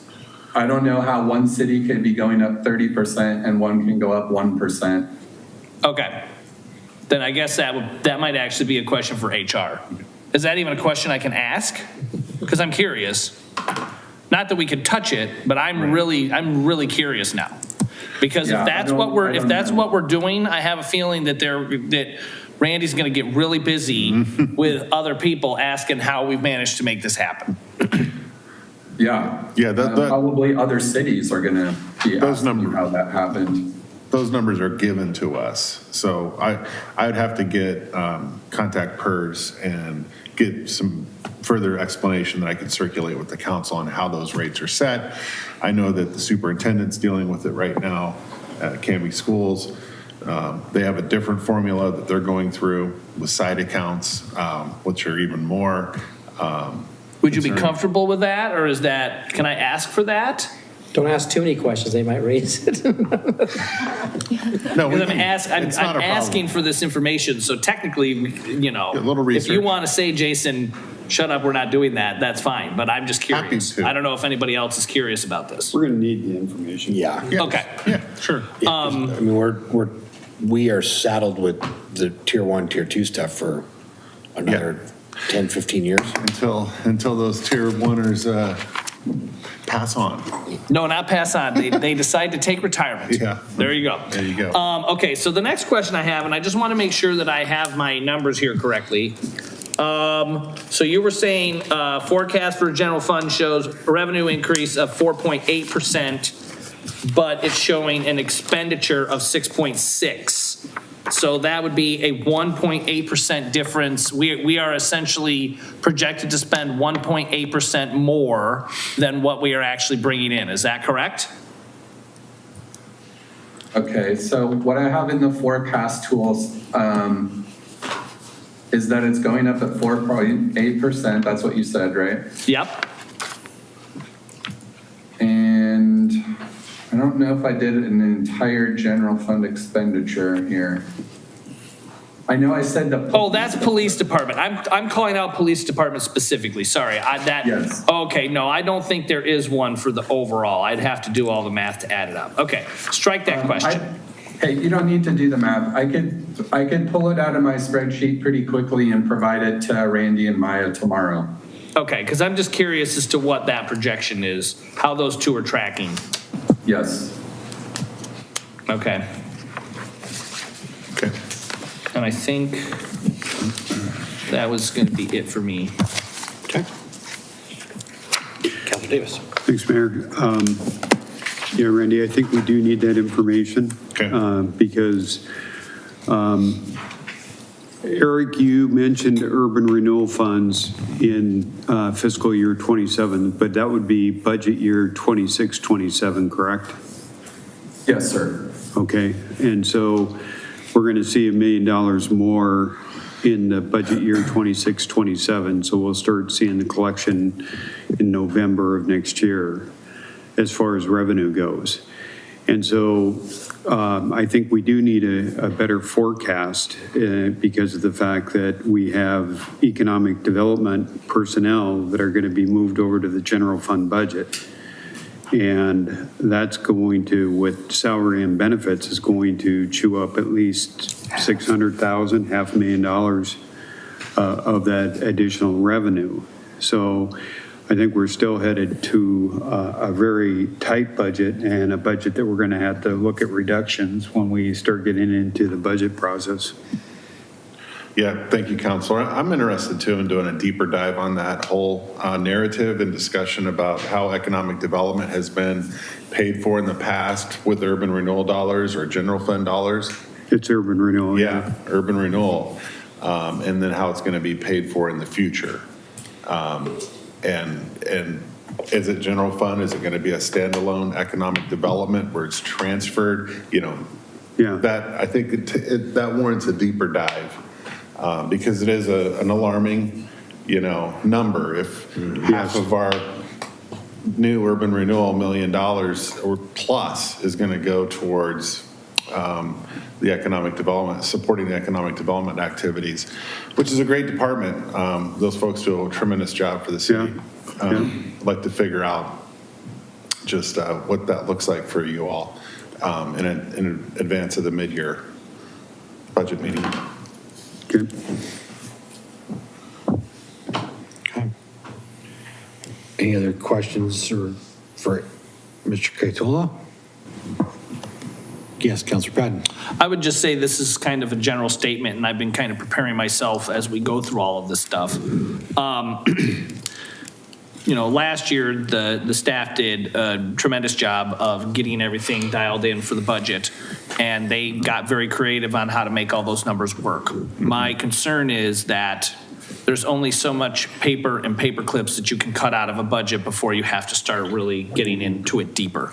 So these statements and this mindset came as a shock last year, and so I am saying these things now so that it is less of a shock as we get closer to that of what at least I can say I'm expecting to see in this budget process, and I'm sure some of the other members of the council will as well. I think this also goes to show that we need to have real serious conversations and prioritize some sort of other funding mechanisms.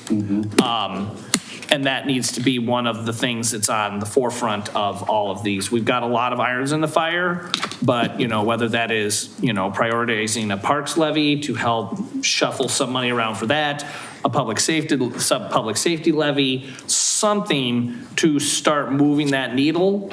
And I really want to make sure that when we look into these things that we are looking long-term, not 4 to 6 years, but 10 to 15 years to say, maybe this year we go out for this, that'll track to this, then in 6 years we need to go out for that. And it is going to be crucial, and I have said this before and I will say it again, it is going to be crucial for all the taxing districts around the city to sit around the table and decide and come up with a schedule.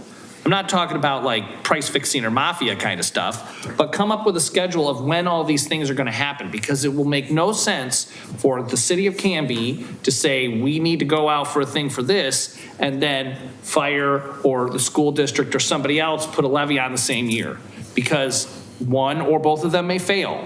And so I really think that it's important for all the taxing districts in the city to look at this plan holistically so that A, we are not tripping over each other, and B, we are not undermining ourselves, because at the end of the day, we are all about providing the best livability and the best services to the citizens of the city, but unfortunately that costs money. And so that is going to be the tough nut to crack.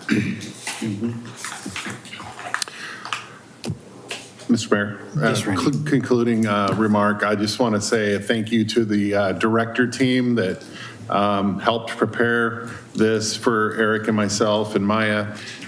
They're really running their budgets on a shoestring after that last budget, to echo your comments, Counselor. paper clips and binders. Like I said, we can't even build a bathroom at a park because matching funds were cut out of the budget process last year for the SDCs.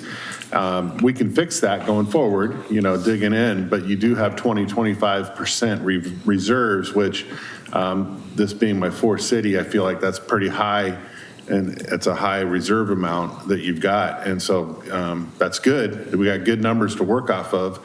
So it's, I just want to thank like Marissa at the library, who's, her general fund contribution, as you can see from that handout, went down this last budget year. Public Works doing a great job. Street funds very healthy. All the enterprise funds, wastewater treatment.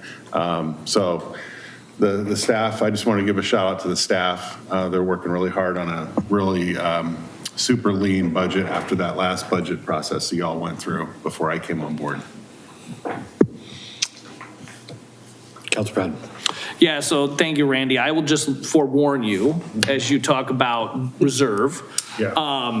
There are some members of council and citizens that feel that a 25% amount or whatever is a bit high. There are other members of council and citizens who feel that that is a right amount or should be more.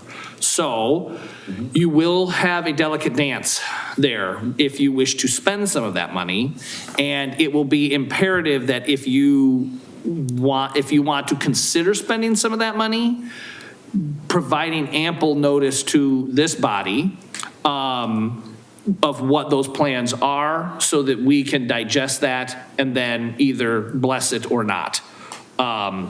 So rather than spend a bunch of time doing that to only have it fail, I suggest that you be proactive and thoughtful in that and kind of go from there. That's a good suggestion. All right. Anything else for staff or our presenter this evening on this? Okay. Can I say one thing about the reserve? Yes, sir, you can. I think one thing that would be helpful would be to look at how much money the city needs to have as the beginning fund balance in the general fund to pay all the bills until the tax revenue starts coming in. That could be like your bare minimum threshold. You know what I mean? Because the city the general fund has to live on the beginning fund balance and some revenue that comes in, but a bulk of the revenue is based on the property tax. And you can figure out what the bare minimum beginning fund balance needs to be just so you know what it is. I'm not saying that you make that a policy or anything, but just as an FYI, so everyone's clear on what that number is, or percentage rather. My HR director just said insurance went up 9% last year. It's a lot. Thank you. All right. Eric, thank you very much. We really appreciate it. My pleasure. Thanks, Eric. And yeah, Randy, thanks for putting this together. I think it definitely gives a little bit of a wetting of the whistle, knowing what we got to look at coming up here. So is there a way we can get this document to the rest of the budget committee? Yes. It's just been sent. Perfect. Thank you, Mayor. I would maybe also recommend that they watch this segment of the council meeting. Yeah. Okay. I'll own that. I think that I could have been more proactive and proactively push that to the budget committee. So mea culpa. But we will get the tape out and a copy of the presentation. Great. I know your chair's here, so thank you. Yeah. And I know she took copious notes to field any and all questions from the budget committee. Yes, Councilor. And I will just throw out too, I think this is awesome doing this, but I think things like this, when it comes to really kind of deep dives and understandings of the budget, we need to do this sort of work in the budget committee format, where everybody's around the table just like the normal budget committee. I spent many years on the budget committee, and at times I felt as if the budget committee was more or less just a rubber stamp of what was being put in front of it, and I don't think that's fair to those people. And so things like this, as we start to develop this process and start to include them more, I don't think they have enough meetings. I'm sure, of all the committees and boards, they have the least meetings of all of them, right? So let's give them a few more meetings and get them in here. But, start to run this stuff through them as a group in partnership with the council, and go from there. Well, that is our plan for January. Yeah, but even things like this forecasting thing, it is important for them to see this. Don't disagree. Because that information is going to help, just like it's helping us make decisions on how we're going to move this forward. It's going to help them be educated to make those decisions as well when they're sitting at the table. It is not fair to them to sometimes sit at the table and feel like the conversation is up here and their understanding level is down here. We need to start to levelize that for them. So that way, when people look at those meetings and all the people on the budget committee can say, yes, we moved this budget together forward, or we moved this budget forward together, rather than we were presented a budget and we chose to move it forward. That's what I'm looking for. Gotcha. Okay. Anything else? All right, we're going to move into item B here, which is the street maintenance fee increase report. Okay, thank you, Mr. Mayor. We are honored to have Mr. Spencer here tonight with Ruth. Thank you both. Thank you both. Good evening. Good evening. Good evening. I'm going to mostly let Ruth show off all of her work that she's been working on for the last few months, but wanted to give you guys a formal update on where we are with the street maintenance fee. The task force had met and provided a recommendation, and I think Ruth is going to walk you guys through all of that. Okay.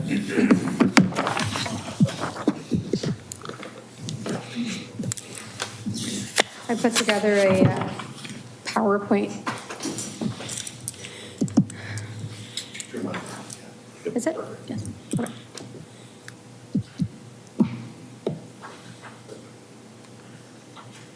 So the agenda for tonight is going through the program background and purpose, key issues identified, outreach summary, progress to date, why fee increases are delayed, the next steps and timeline, and discussions, or questions and discussions.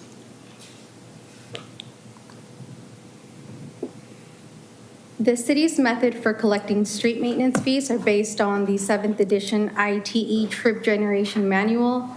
The goal for collecting these fees are to create long-term funding for the maintenance of the city street infrastructure. Because it is outdated, the classifications and the assigned trip rates do not reflect actual modern trip impacts.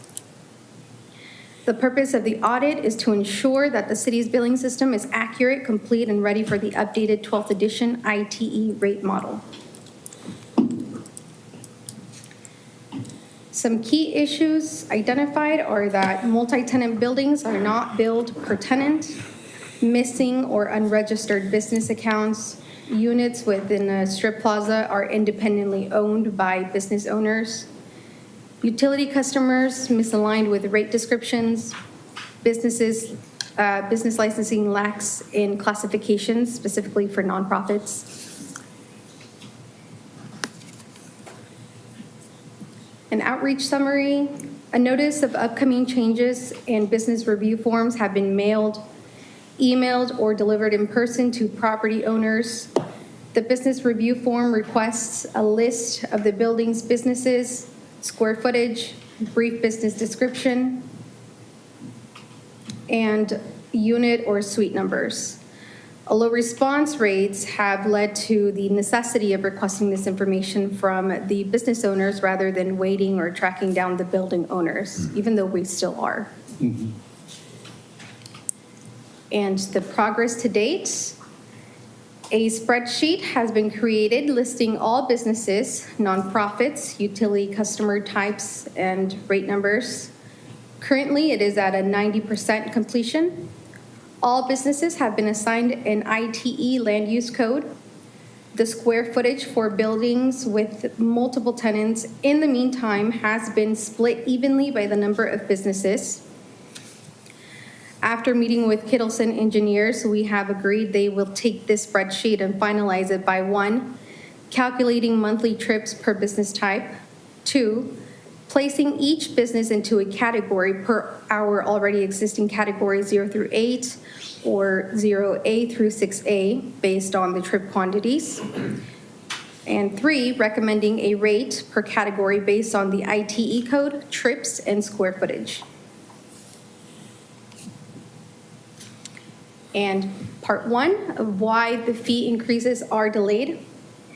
1 is avoid increasing inaccuracies. The current billing system is based on the outdated 7th edition ITE manual and contains known inconsistencies such as misclassified businesses, missing accounts, and multi-tenant buildings billed as single customers. Increasing fees now would magnify these errors citywide and reduce fairness for ratepayers. The need for accurate business classifications. The city is collecting missing data, estimating square footage where necessary, and following up with non-responsive property owners. Implementing an increase before this work is complete would result in businesses being charged incorrectly based on incomplete information. Ensuring defensibility and transparency. A fee increase must be tied to a defensible model that the city can clearly justify if questioned by businesses, auditors, or the public. Raising rates before completing the 12th edition updates exposes the city to challenges and undermines public trust. And part 2, fairness to business and property owners. Some businesses are not currently billed because they operate within a multi-tenant building that lack accurate records, while others do not have active business licenses. A uniform increase would unfairly impact compliant businesses and leave known gaps unaddressed. Alignment with engineering review. The Kittleson engineers cannot calculate accurate trip-based rates until the updated classification spreadsheet is finalized. Waiting ensures that any future rate adjustments reflects verified trip generations data rather than estimates or outdated categories. And lastly, stronger long-term foundation. Delaying the fee increase allows the city to complete a modern, consistent ITE-based billing structure that will support accurate rate setting for many years. A temporary delay ensures that the long-term stability, reliability of the street maintenance program and reliability of the street maintenance fee program. And this is just an estimate of the next steps and the timeline. So from December to January, the goal is to complete the classification spreadsheet, confirm licensing, and estimate square footage, and submit final data sheet to Kittleson for engineering analysis. Mid-January to early February, the staff reviews the results, drafts new ordinances, prepares council materials. Mid-February to early March, council hearing and ordinance adoption. And in April, 30-day notice period to all utility customers. And in May, Cassell implementation and new rates publicly effective.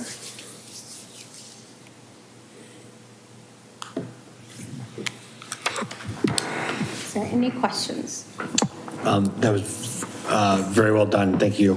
I think it goes to many of us that I know a couple of us on the council here have been part of that task force.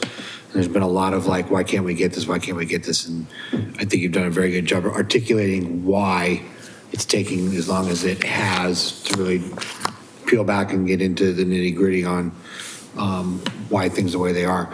Do we have a guesstimate yet on, if you go back, I think 3 slides back where you're talking about some of the inconsistencies where it's buildings and not the businesses within the buildings.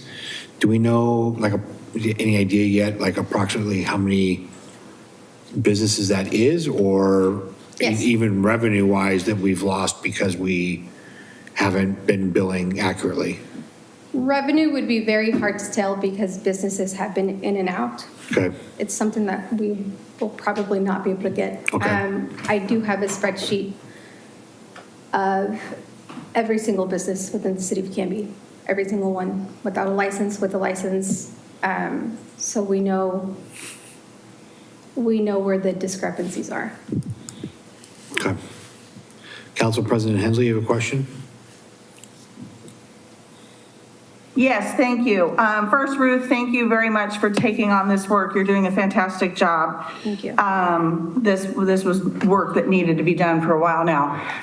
I, however, have been reached out to by some business owners. I know that you're meeting with some vehemently opposed people who are not going to cooperate with the square footage survey and such. So I'm just wondering, what is that going to look like as far as your calculations going forward if you do not get the data that you need to calculate those businesses correctly?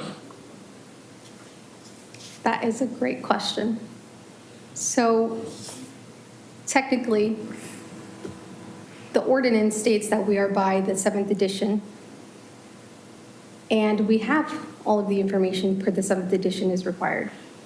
We would need to adopt the 12th edition to have a requirement of that information that we need. And that will enable you then to be able to go back and. Yes.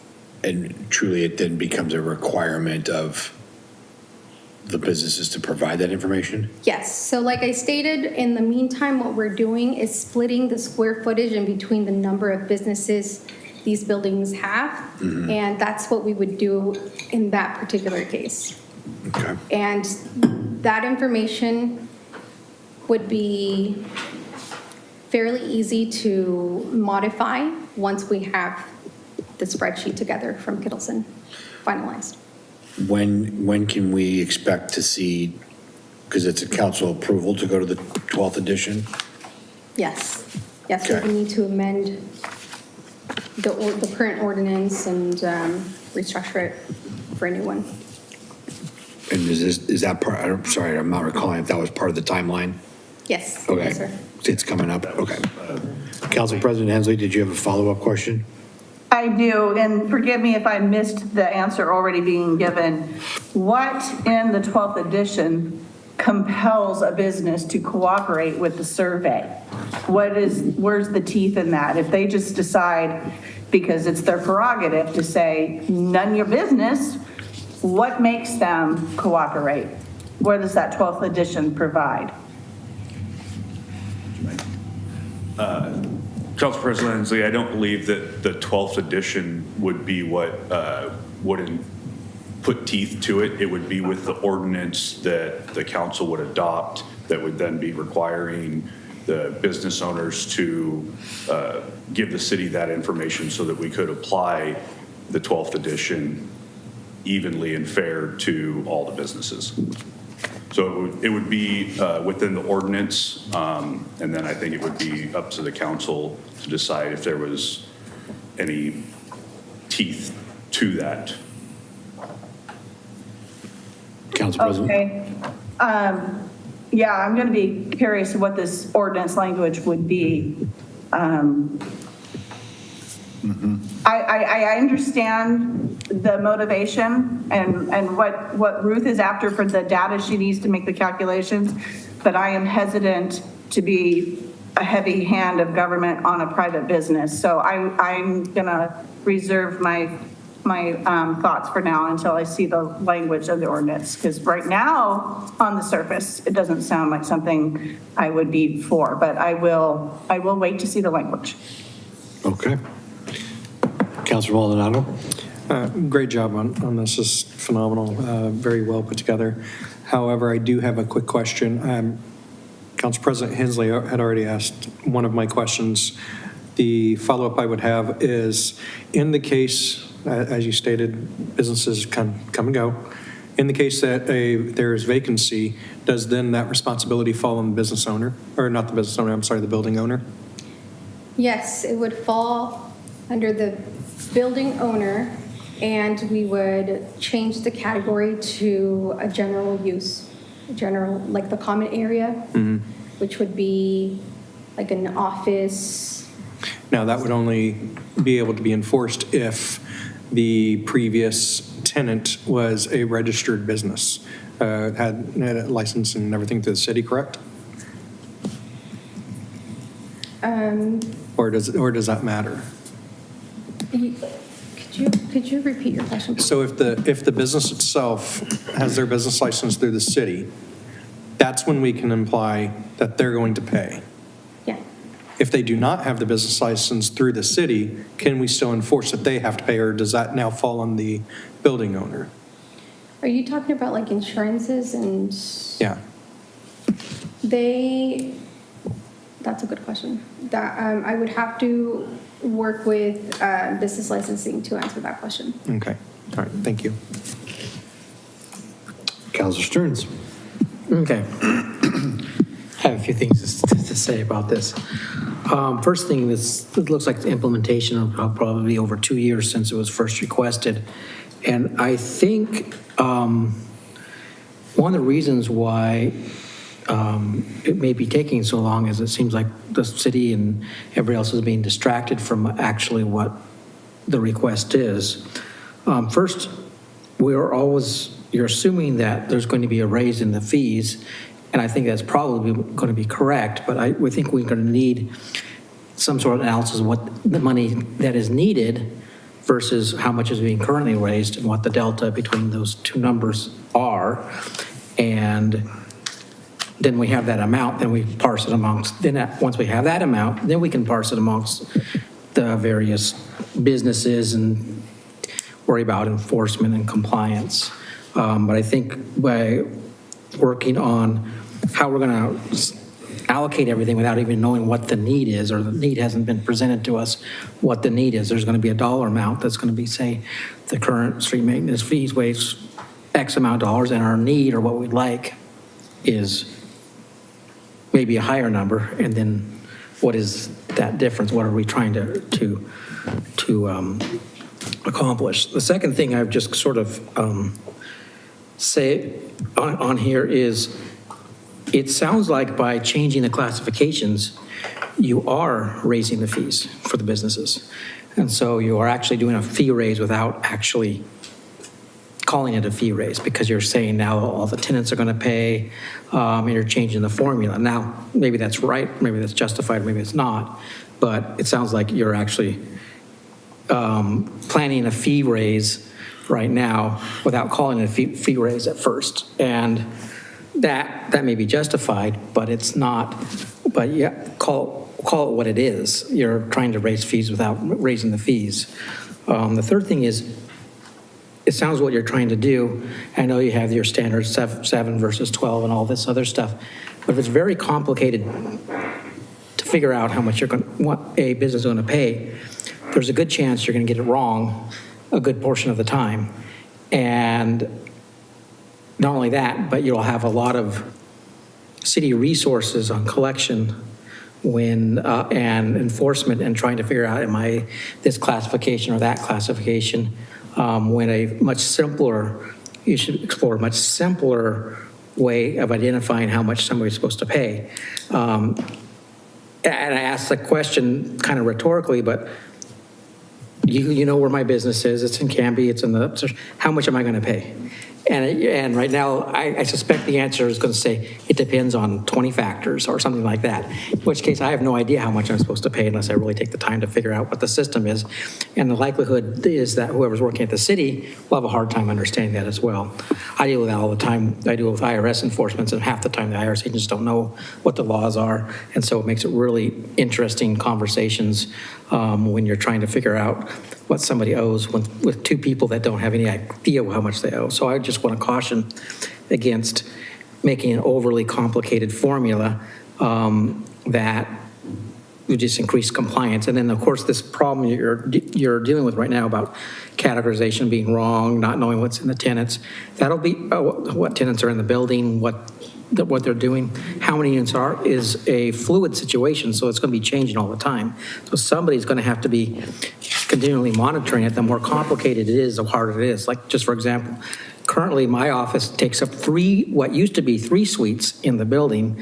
So basically, I I don't know how that would work in the formula, but the suites are basically destroyed, but hey, maybe I might move out. And then now you have maybe 2, 1, maybe they'll make it into 4 suites. And so that the amount of suites in a building can be very problematic. But what I would, but I still think we need to figure out what is our funding gap that we're trying to fill. What is the purpose of this? If it's just raise fees to raise fees, I don't like that. I do like to make sure that things are indexed to inflation so we don't have to revisit them all the time. But anyway, that's kind of what my ask would be. One, I don't know why it has to be making a Rube Goldberg machine out of this, and 2, can we just figure out what the need is and then try to backfill with what to do that? Want me to answer that? Yeah, before Counselor goes? No, that'd be great. And Spencer can jump in and help me here. We have the council approves a pavement quality index, right? You're familiar with? Yep. That's the target. And you set that, Counselor. And I think we're in need of maybe refreshing that. Spencer, correct me if I'm wrong. Yep. Bringing that back in front of you and dusting it off a little bit. It's been a few years, if not longer, since you've looked at that. But that's where you set that number that we're trying to hit with the fee. So, but feel free to jump in, Spencer and Ruth. Yeah, so the last index study that we did was in 2018. We're due for another one. And she'll probably be able to explain this a little bit better. She was trying to explain it to me, but by staying with the 7th edition, there's no way to evenly increase the current fees to meet those new goals by creating this spreadsheet that she's been working on for the last few months and then giving it to Kittison Engineering, who has redone this for multiple cities around. What they're able to do is figure out what our funding is and then figure out how to distribute that evenly and equitably according to the manuals amongst everybody that would be paying. Okay. Can we refresh our, like in the next few weeks or so, refresh what's the cost that we're trying to get and what's the revenue source that we currently have? I think we can look in the budget to see what the revenue source is, but what is our goal? I mean, how much are we? Is it a $300,000 gap, $200,000? To that point, there is a spreadsheet that was put together essentially and was presented to the Street Maintenance Task Force as well as this group of saying these, if you want to hit this particular PCI, this is how much you have to, this is how much money you have to bring in. If you want a lower one, this is how much money. This one, this is how much money. So that is already there. We already have that information, so we can already see how far, where we need to be and where we're currently at. Can that be redistributed if that can be distributed again, I would imagine inconvenienced a few electrons and send that around. But that would be helpful for me. And then the other thing is I just would warn you against getting something that ends up being no one really knows how much they're supposed to pay. And that's what maybe I'm totally mishearing this, but it seems like that's where we're arriving at. Okay, how many tenants? Which ones are vacant? Which ones are vacant? Which ones are not vacant? What classification of business are they? How do we know are they going to fudge the classification? What if you're like doing lots of different things and you have lots of classifications? And I just want to avoid some sort of Rube Goldberg machine sort of where you just might as well just ask the magic 8-ball what your fee is, you know. I'm exaggerating, but still, I've seen what happens when you have overly complicated systems in place. So, yes, Ruth, go ahead, and then Councilor Waterman. If I can add here, it's no longer just an option to keep the 7th edition. We have to update to the 12th edition. There's miscalculations through the 7th edition, so the shift has shifted partially because what we're fixing here are how we calculate the fees for the business portion.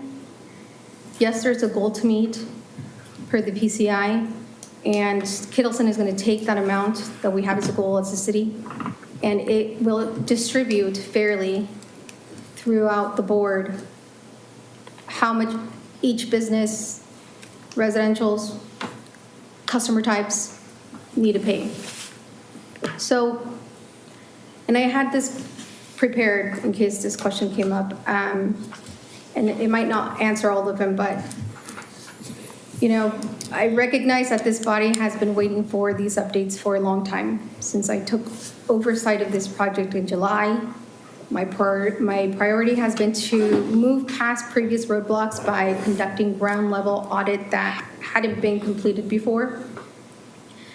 Our system was built to track buildings as single accounts, not as collections of individual tenants. There simply wasn't a mechanism in place to require unit splits for square footage. Since we began this deep dive audit in July, our goal has been to move past that high level view to a unit by unit level. We are finding these discrepancies now because we are finally asking the granular questions necessary to ensure the new system is fair and defensible for all business owners.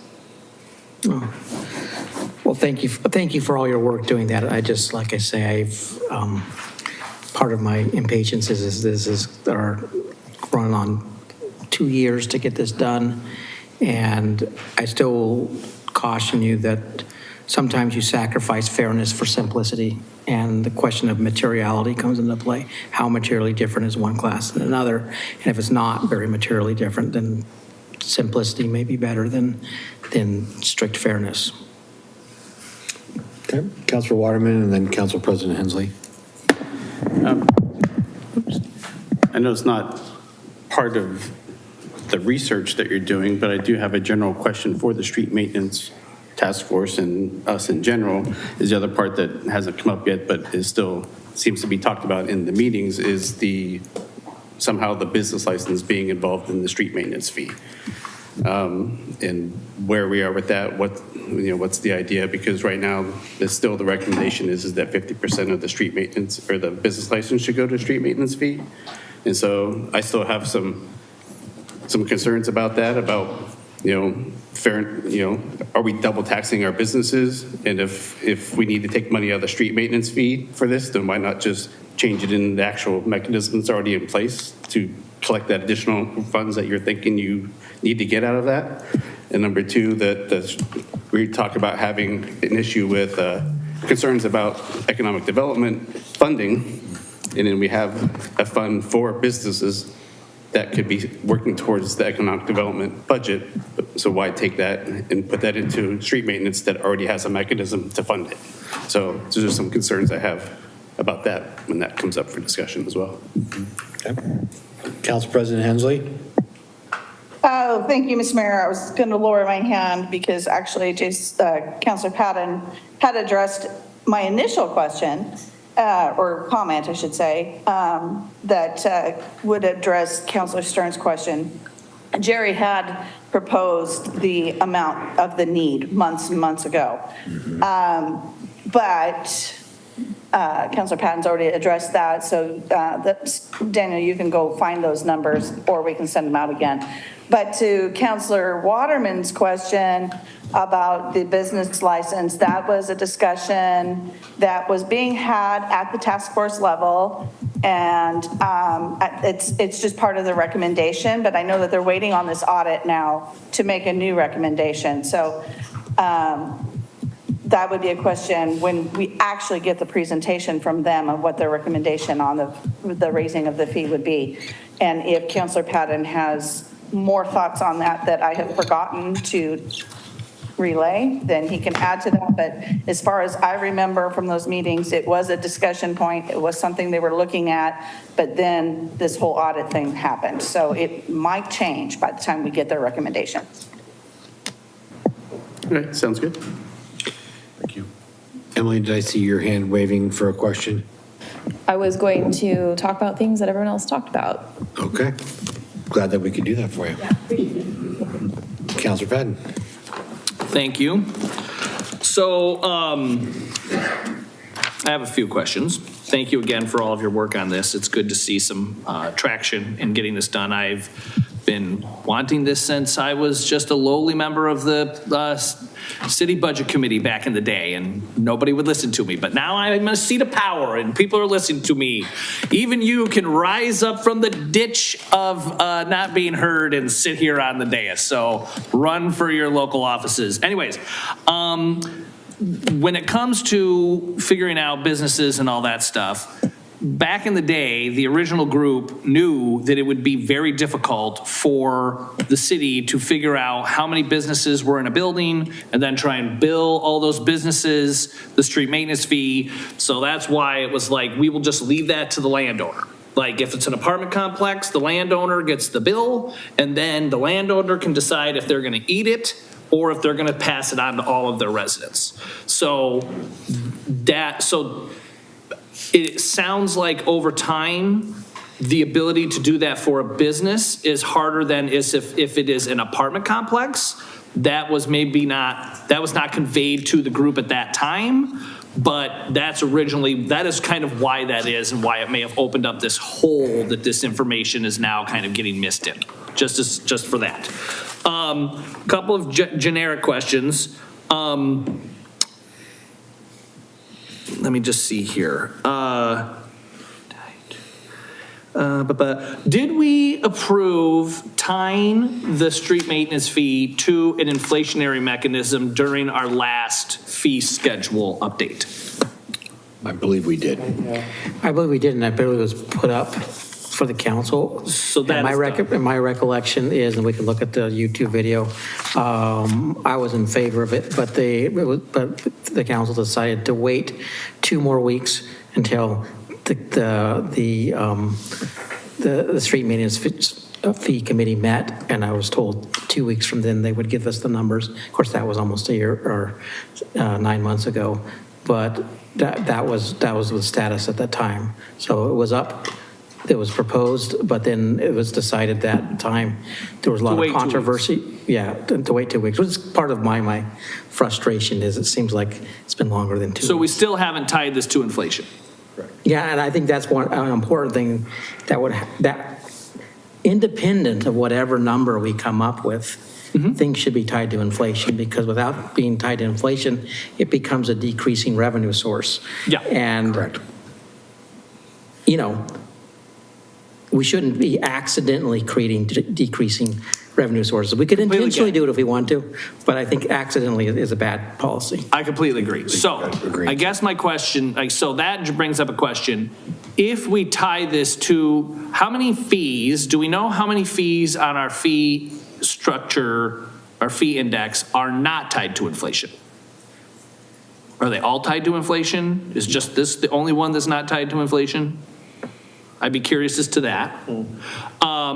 And would tying this fee to inflation now cause any trouble with making the update to this new ITE manual?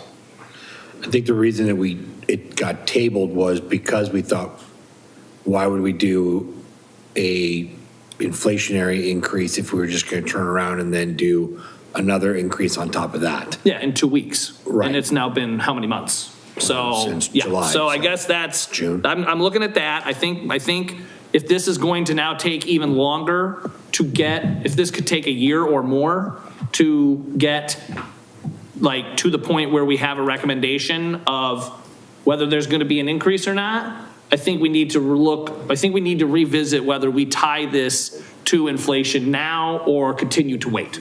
So that is something I'm going to throw out there. We've talked a lot about the way we calculate this is tricky and cumbersome. And I had mentioned that there are now, back when this was originally done, Canby was one of the few cities that actually had a street maintenance fee or put it into place.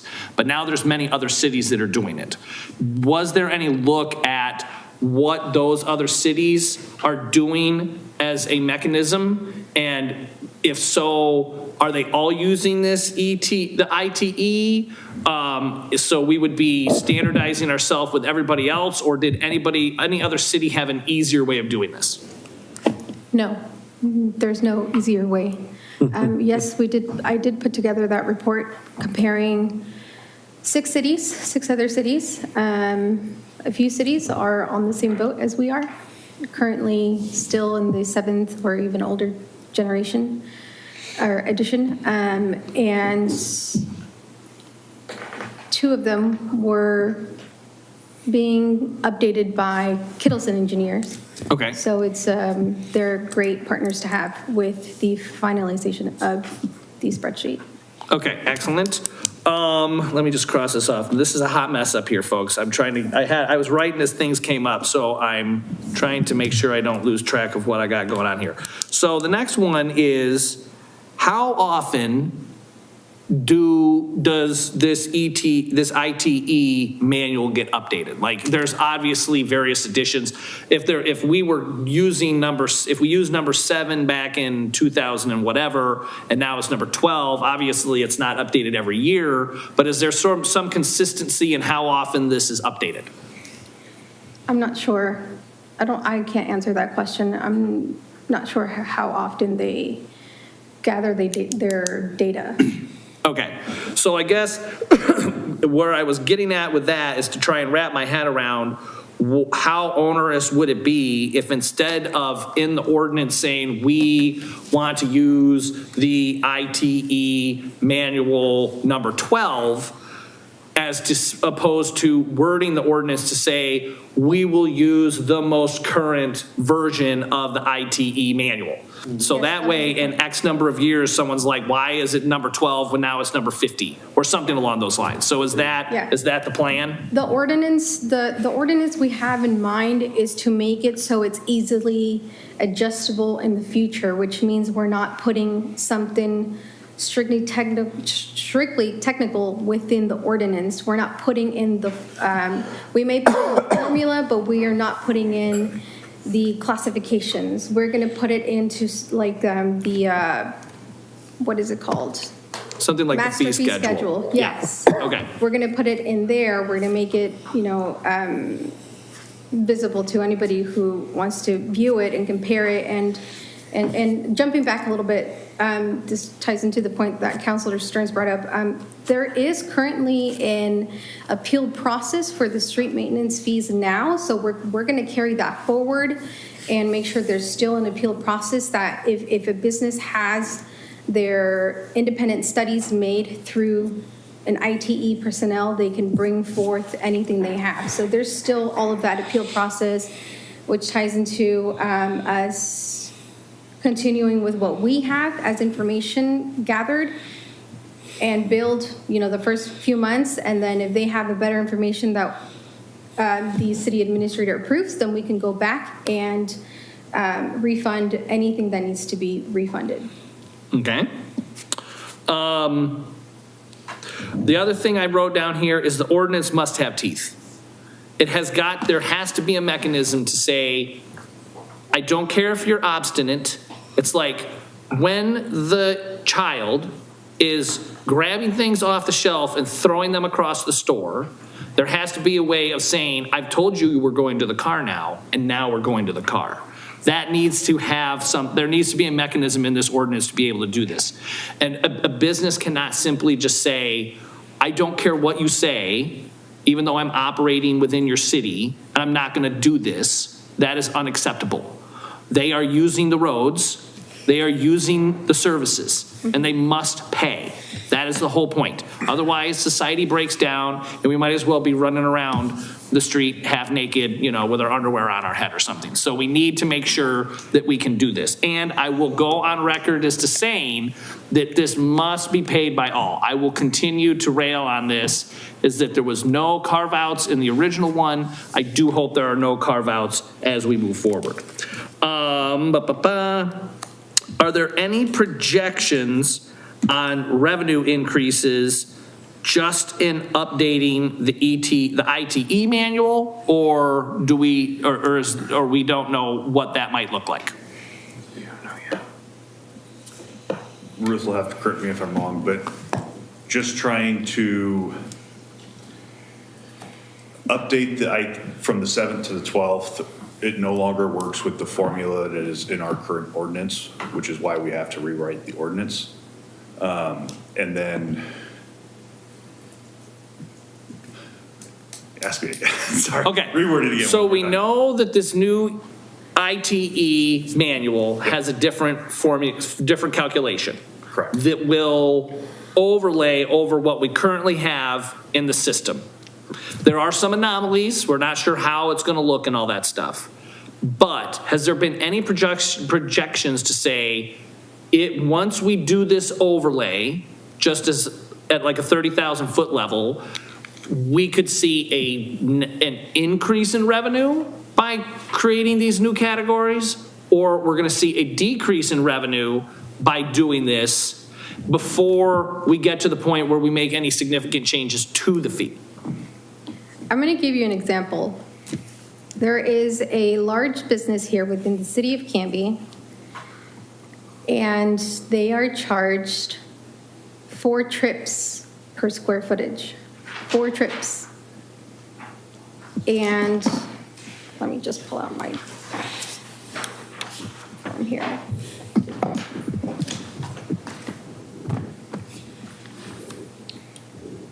Four trips is a category 2. Category 2 is billed at 0.002088 cents of a dollar. So they need to be paying increasingly more, alarmingly so. So I do project, I do, make an educated guess that we will have an increase significantly.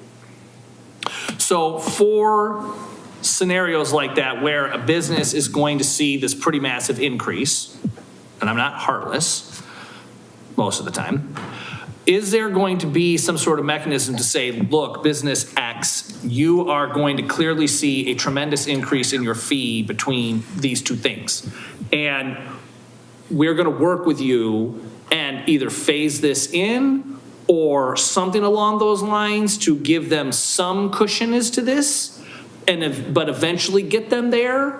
Is there any plan for that?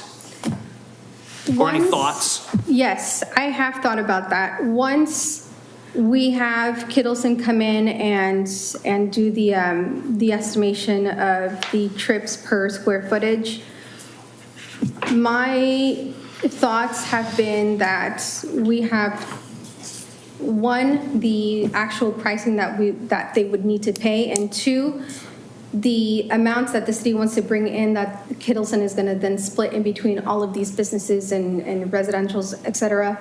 And so we're going to, hopefully, there will be an option to bring forth what both of them would look like and see what, how that would look. If Kittleson taking this, this city amount that we would like in revenue is less than what they would, be entitled or required to pay. Okay. Do you know what I mean? I think I understand what you're saying. Okay. There is essentially going to be a way to say, business, if you were paying $100 and now you're going to pay $2,000, we're not going to do that in one jump. We're going to figure out a way to bridge that gap. Yes. That's what I was looking for. Yes, sir. There is a way. Okay, fantastic. When it comes to putting teeth into this ordinance, we have a full-time code enforcement agent. I know we keep talking about putting more and more stuff on that position, but is this something that could be done as a partnership with code enforcement when they are actually out driving around, that they're the ones that help, put sort of some of the teeth in to saying, business X, we noticed you've come into town, have you done this thing? The partnership with utility billing and business licensing also goes hand in hand with code enforcement. Okay. Because business licensing then notifies code enforcement. Okay, so that's essentially already being done. Yeah. Fantastic. I already told Councilor Stearns about the fact that we do have the data. Oh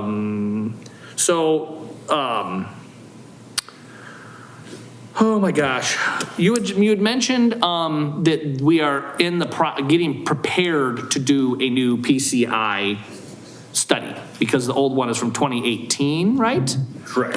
When We're due to do one. We're due to do one. Is there a plan to do one, or what is the thoughts on that? Yes. Okay.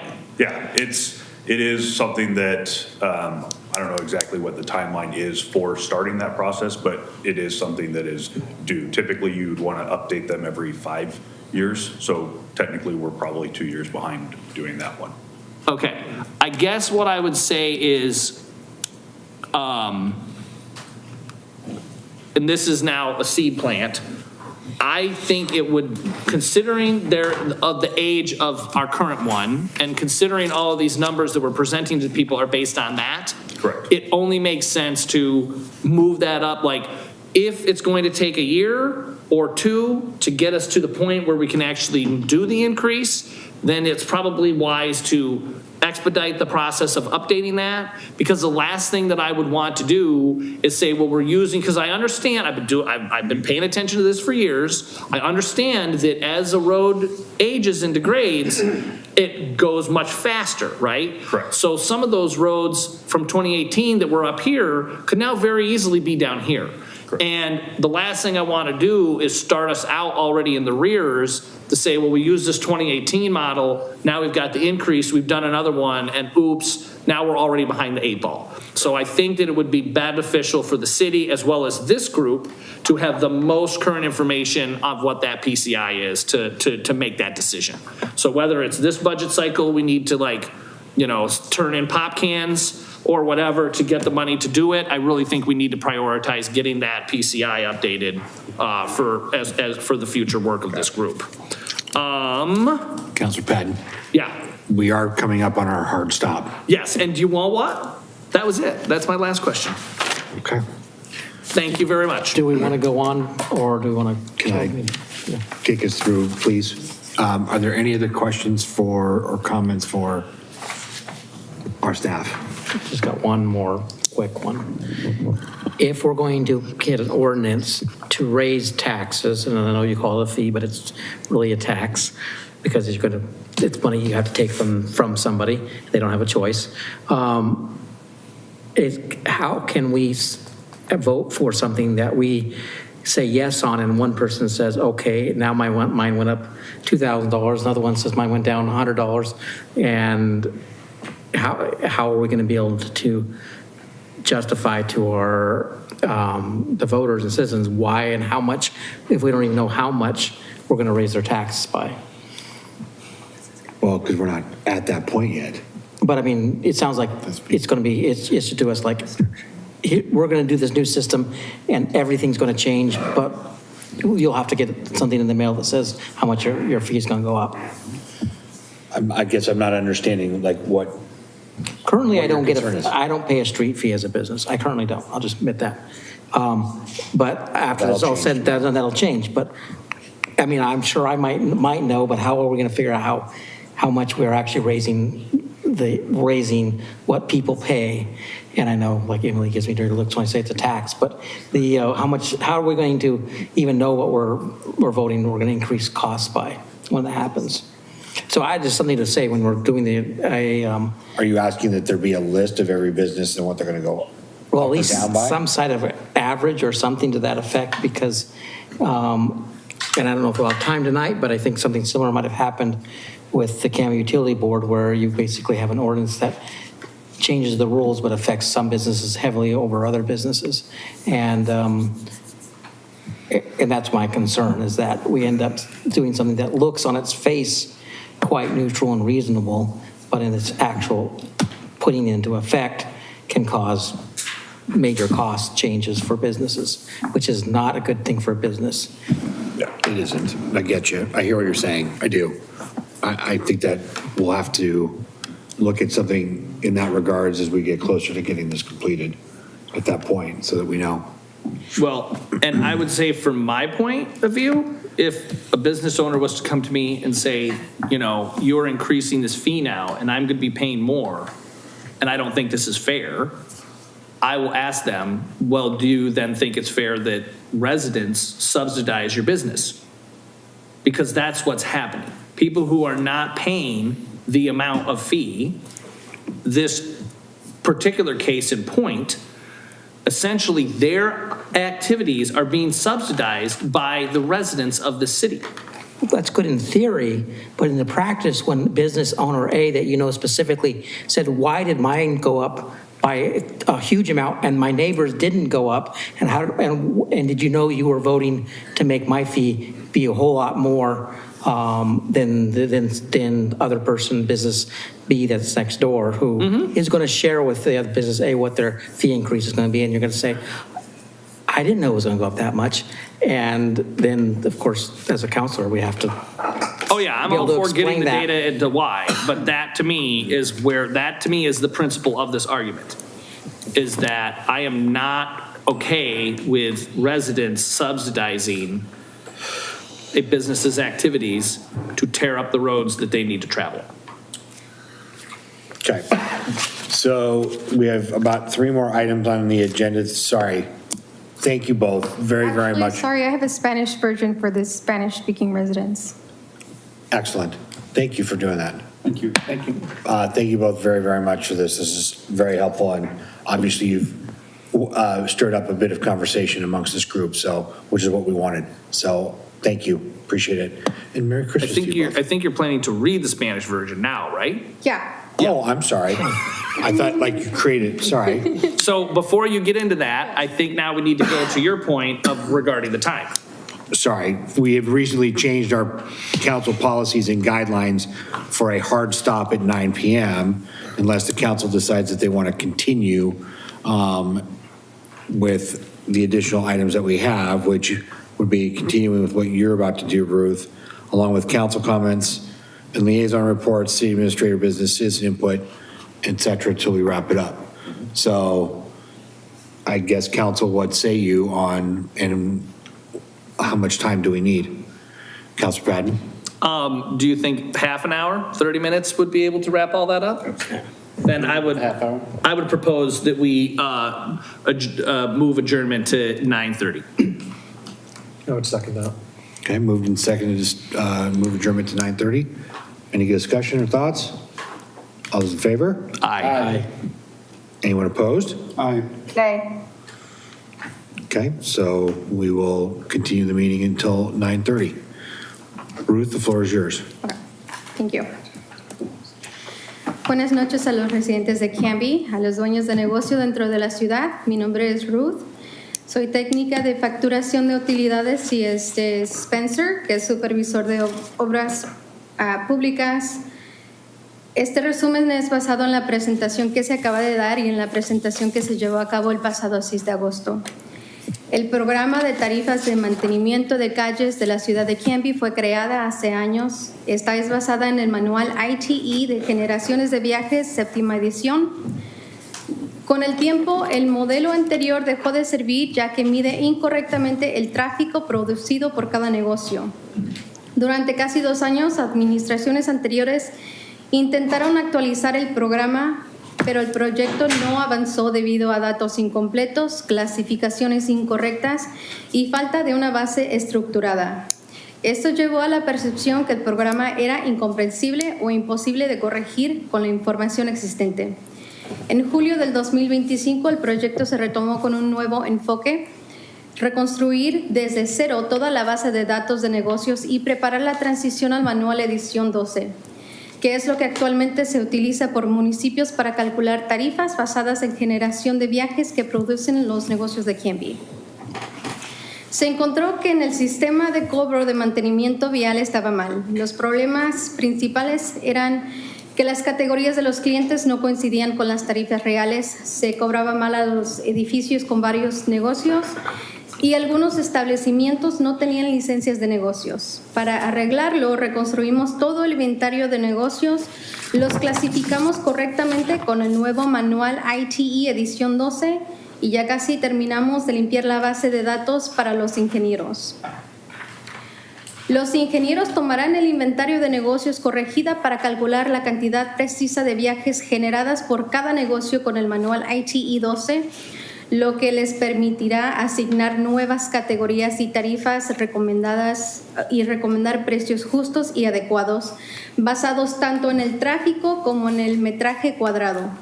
Se le recomienda a la ciudad no subir las tarifas por ahora, ya que esto solo multiplicaría los errores existentes. Lo más seguro es que las tarifas nuevas y correctas entren en efecto hasta mayo o junio del 2026. Tomen en cuenta, esta fecha es un estimado y se les dará 30 días de sobreaviso al público antes de que las nuevas tarifas entren en efecto. También les pedimos a los dueños de negocios que completen las formas que se les fue enviada por correo, correo electrónico o entregadas en persona. Cuando sean asignados un código y categoría y basados en el metraje cuadrado y no estén de acuerdo, se les dará una oportunidad para que puedan someter un proceso de apelación y revisión.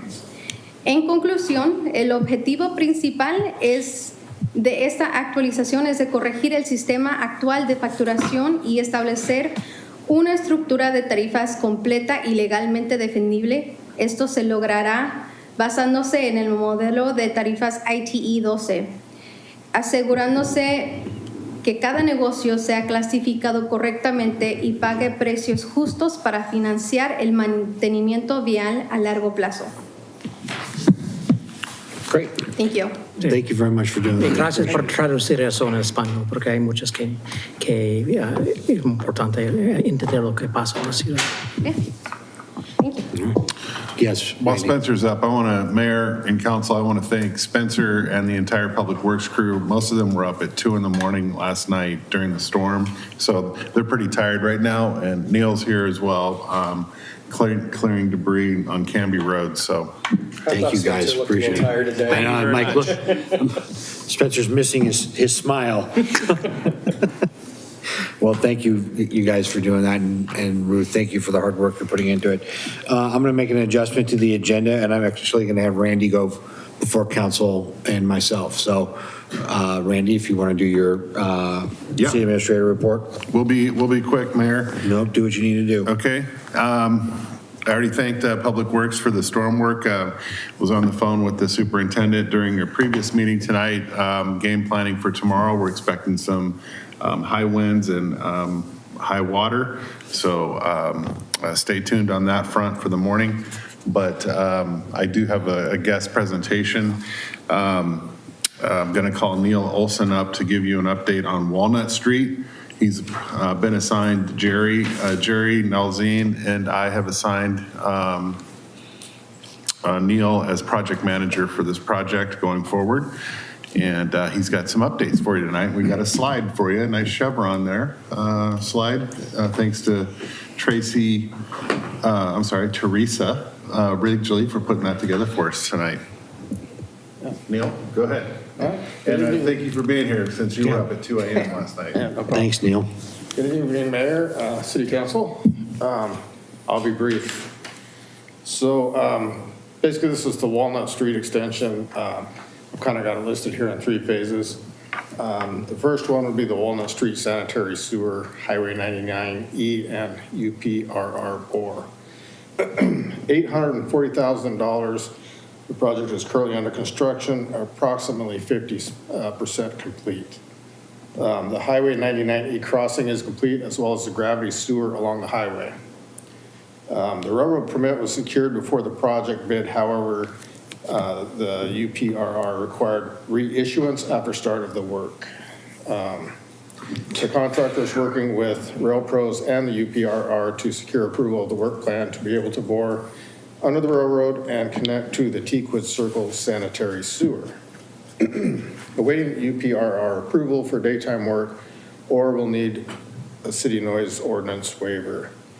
And thus far, no problems have been encountered other than the delays for the railroad permit. Neil, why was there a delay? So the UPRR requires a single bore when going under the tracks. And that's going to be 30 to 40 hours of continuous boring. I'm not exactly sure why this wasn't, we didn't apply for the noise variance early on. But I encouraged our engineer to let's just go ahead and get this through to you guys. We didn't get it in time for this council meeting, but you should see it next council meeting. So we're hoping to get approval to do it during the daytime. I'm not sure that that's going to happen. So I'm not worried about the noise variance or the noise of it, just the fact that, you know, we have to redo a permitting piece with the railroad. Oh, the permit piece, I'm not sure on that, why. I think it was because what I was told is that we had applied for the permit and then enough time had passed before the work started that they wanted a new permit. And I think that permit now is kind of hinged on the fact that since this time has passed, we're trying to do a daytime bore and do it in 3 stages. And but we're still waiting on the Union Pacific. So that's where the noise ordinance comes in, because we got to move it forward. Sure. No, appreciate that. Thank you, sir. Yep. Any other questions on that one? So then phase 2 is the South Walnut Street extension. This is on county property. The plans and specifications are complete and bid opening is scheduled for January 22nd, 2026. So the estimated bid cost is $7.85 million plus cost for Canby utility power and lighting. Awaiting final plan approval from Clackamas County and DEQ. We are now awaiting Clackamas County review of the roadway easements. Those went back to the county, I think, the Monday before Thanksgiving. We're still waiting to get those approved. We are also awaiting approval of SHPO for any historic preservation issues. And we anticipate presenting to council on February 4th for the first reading. And we anticipate construction can begin in April with completion by the end of the year. That's for from First Avenue down to 99. You guys have any questions on that section? And the third phase is the Highway 99E and Walnut Street intersection signalization. Plans and specifications complete and awaiting ODOT final approval. I believe these plans are, I think, are in the 5th submittal, so we're hoping for no comments this time. They come back and comments aren't good. We have to resubmit. You told me your comments. Once ODOT engineers approves, ODOT construction permit can be secured. We anticipate advertising in January and receiving bids by early February. The current cost estimate is $1.5 million for that phase of the project. Okay. One step we did get, I don't have on here yet, is there was the Mobility Advisory Committee. We had to submit traffic impact, a long-term traffic impact plan, because we're going to be changing lane widths and putting a turn lane on 99E. And so we got a record of approval for that. So that should go forward. And now we're looking for the short-term impacts, which would be when we start construction, how that's going to impact the road. Okay. Sounds like we're doing a little bit of catch up in some areas and squeezing where we need to. Yeah, we made a little bit of progress, so we're hopefully moving in the right direction. Perfect. Any questions for Neil or Spencer? I am so jazzed. I am looking forward to this. Yeah. It's awesome. You are. All right. Thank you, gentlemen. Appreciate it. Yep. Thanks for the update. Get some rest. Yeah. Hoping for good weather overnight. Okay, end of report. That's it? Yeah, let's move on. Okay. Thank you, Mayor. Yep. Mayor's business, nothing that's earth-shattering that can't wait till January. Councilor Patton, councilor comments? Yeah, I will just say 2 quick things. One, I noticed when we do the public comment thing that the yellow light does not come on. Is there a way to set that machine up so the warning light comes on like a minute before they're cut off, even though the clock is up there? It's just something I noticed. And then also I attended the Planning Commission meeting and I thank them very much for all the service that they have put in. They've been doing a lot of work when it comes to this comprehensive plan. And there were some questions that they had asked and I assured them that the recommendations and such that they were sending up to us as a body, as a planning commission regarding the comprehensive plan would be heard and would be respected, and we have done that. And so I greatly appreciate their work and all of that. So thank you very much. That's it for me. Oh, and wish everybody a very Merry Christmas, a happy holidays, and we will see you in 2026. Councilor Maldonado. Nothing to report. However, I would like to just make a quick comment. As we all know, there was a young lady who tragically lost her life recently. That young lady was actually a friend of my son's. We attended the vigil, and that family really saw an outpouring of love and support from the community, from the friends of her and their families as well. I would say just hug your babies tight. They all need our help. If they're going through something, if they have friends that are going through something, please reach out. Talk to them, talk to their families. We got to do better for these kids. Thank you, sir. Council President Hensley. Thank you, Mr. Mayor. My liaison report can wait. I want to echo Councilor Maldonado's sentiments. I feel for that family. It's such a tragedy that something like that could happen anywhere, let alone our little burg. So my thoughts and prayers with the family and friends of that young lady, and Merry Christmas, Canby. That's all I have tonight. I'll save my rest for January. Okay. Councilor Davis. Thank you, Mayor. Wish all of you a happy holiday and Merry Christmas, and same to all the citizens out there as well. Very briefly, good news, no Park and Rec meeting last night, was canceled at the last minute, so no report from Park and Rec. Randy, I did have a question for code enforcement that I've been asked by several since the wind has been happening.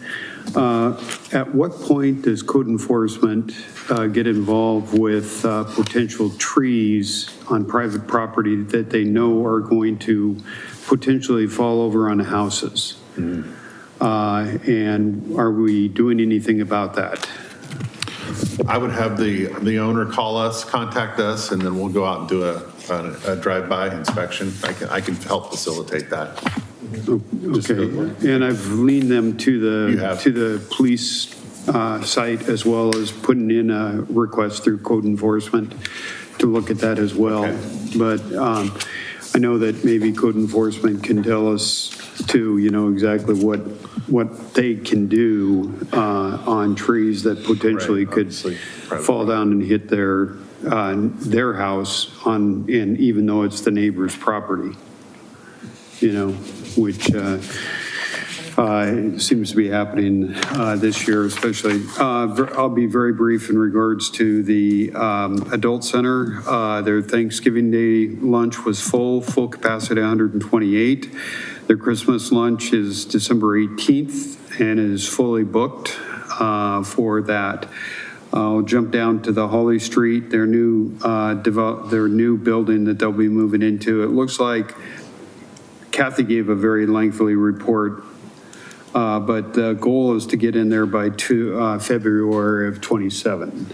And that's construction complete and everything. So that's the goal for the adult center and getting in there. So that's it. All right. Thank you, sir. Councilor Stearns. Well, I attended a very, very lively Canby Utility Board meeting last Tuesday. I think the public comment here today kind of sort of sums up what at least from the meeting, it appeared that one particular business was felt like the cost would be substantially increased by changing the rules a little bit.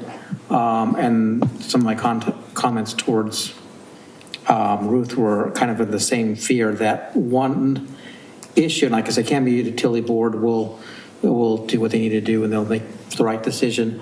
But one thing to caution is you can do the right thing in the wrong way.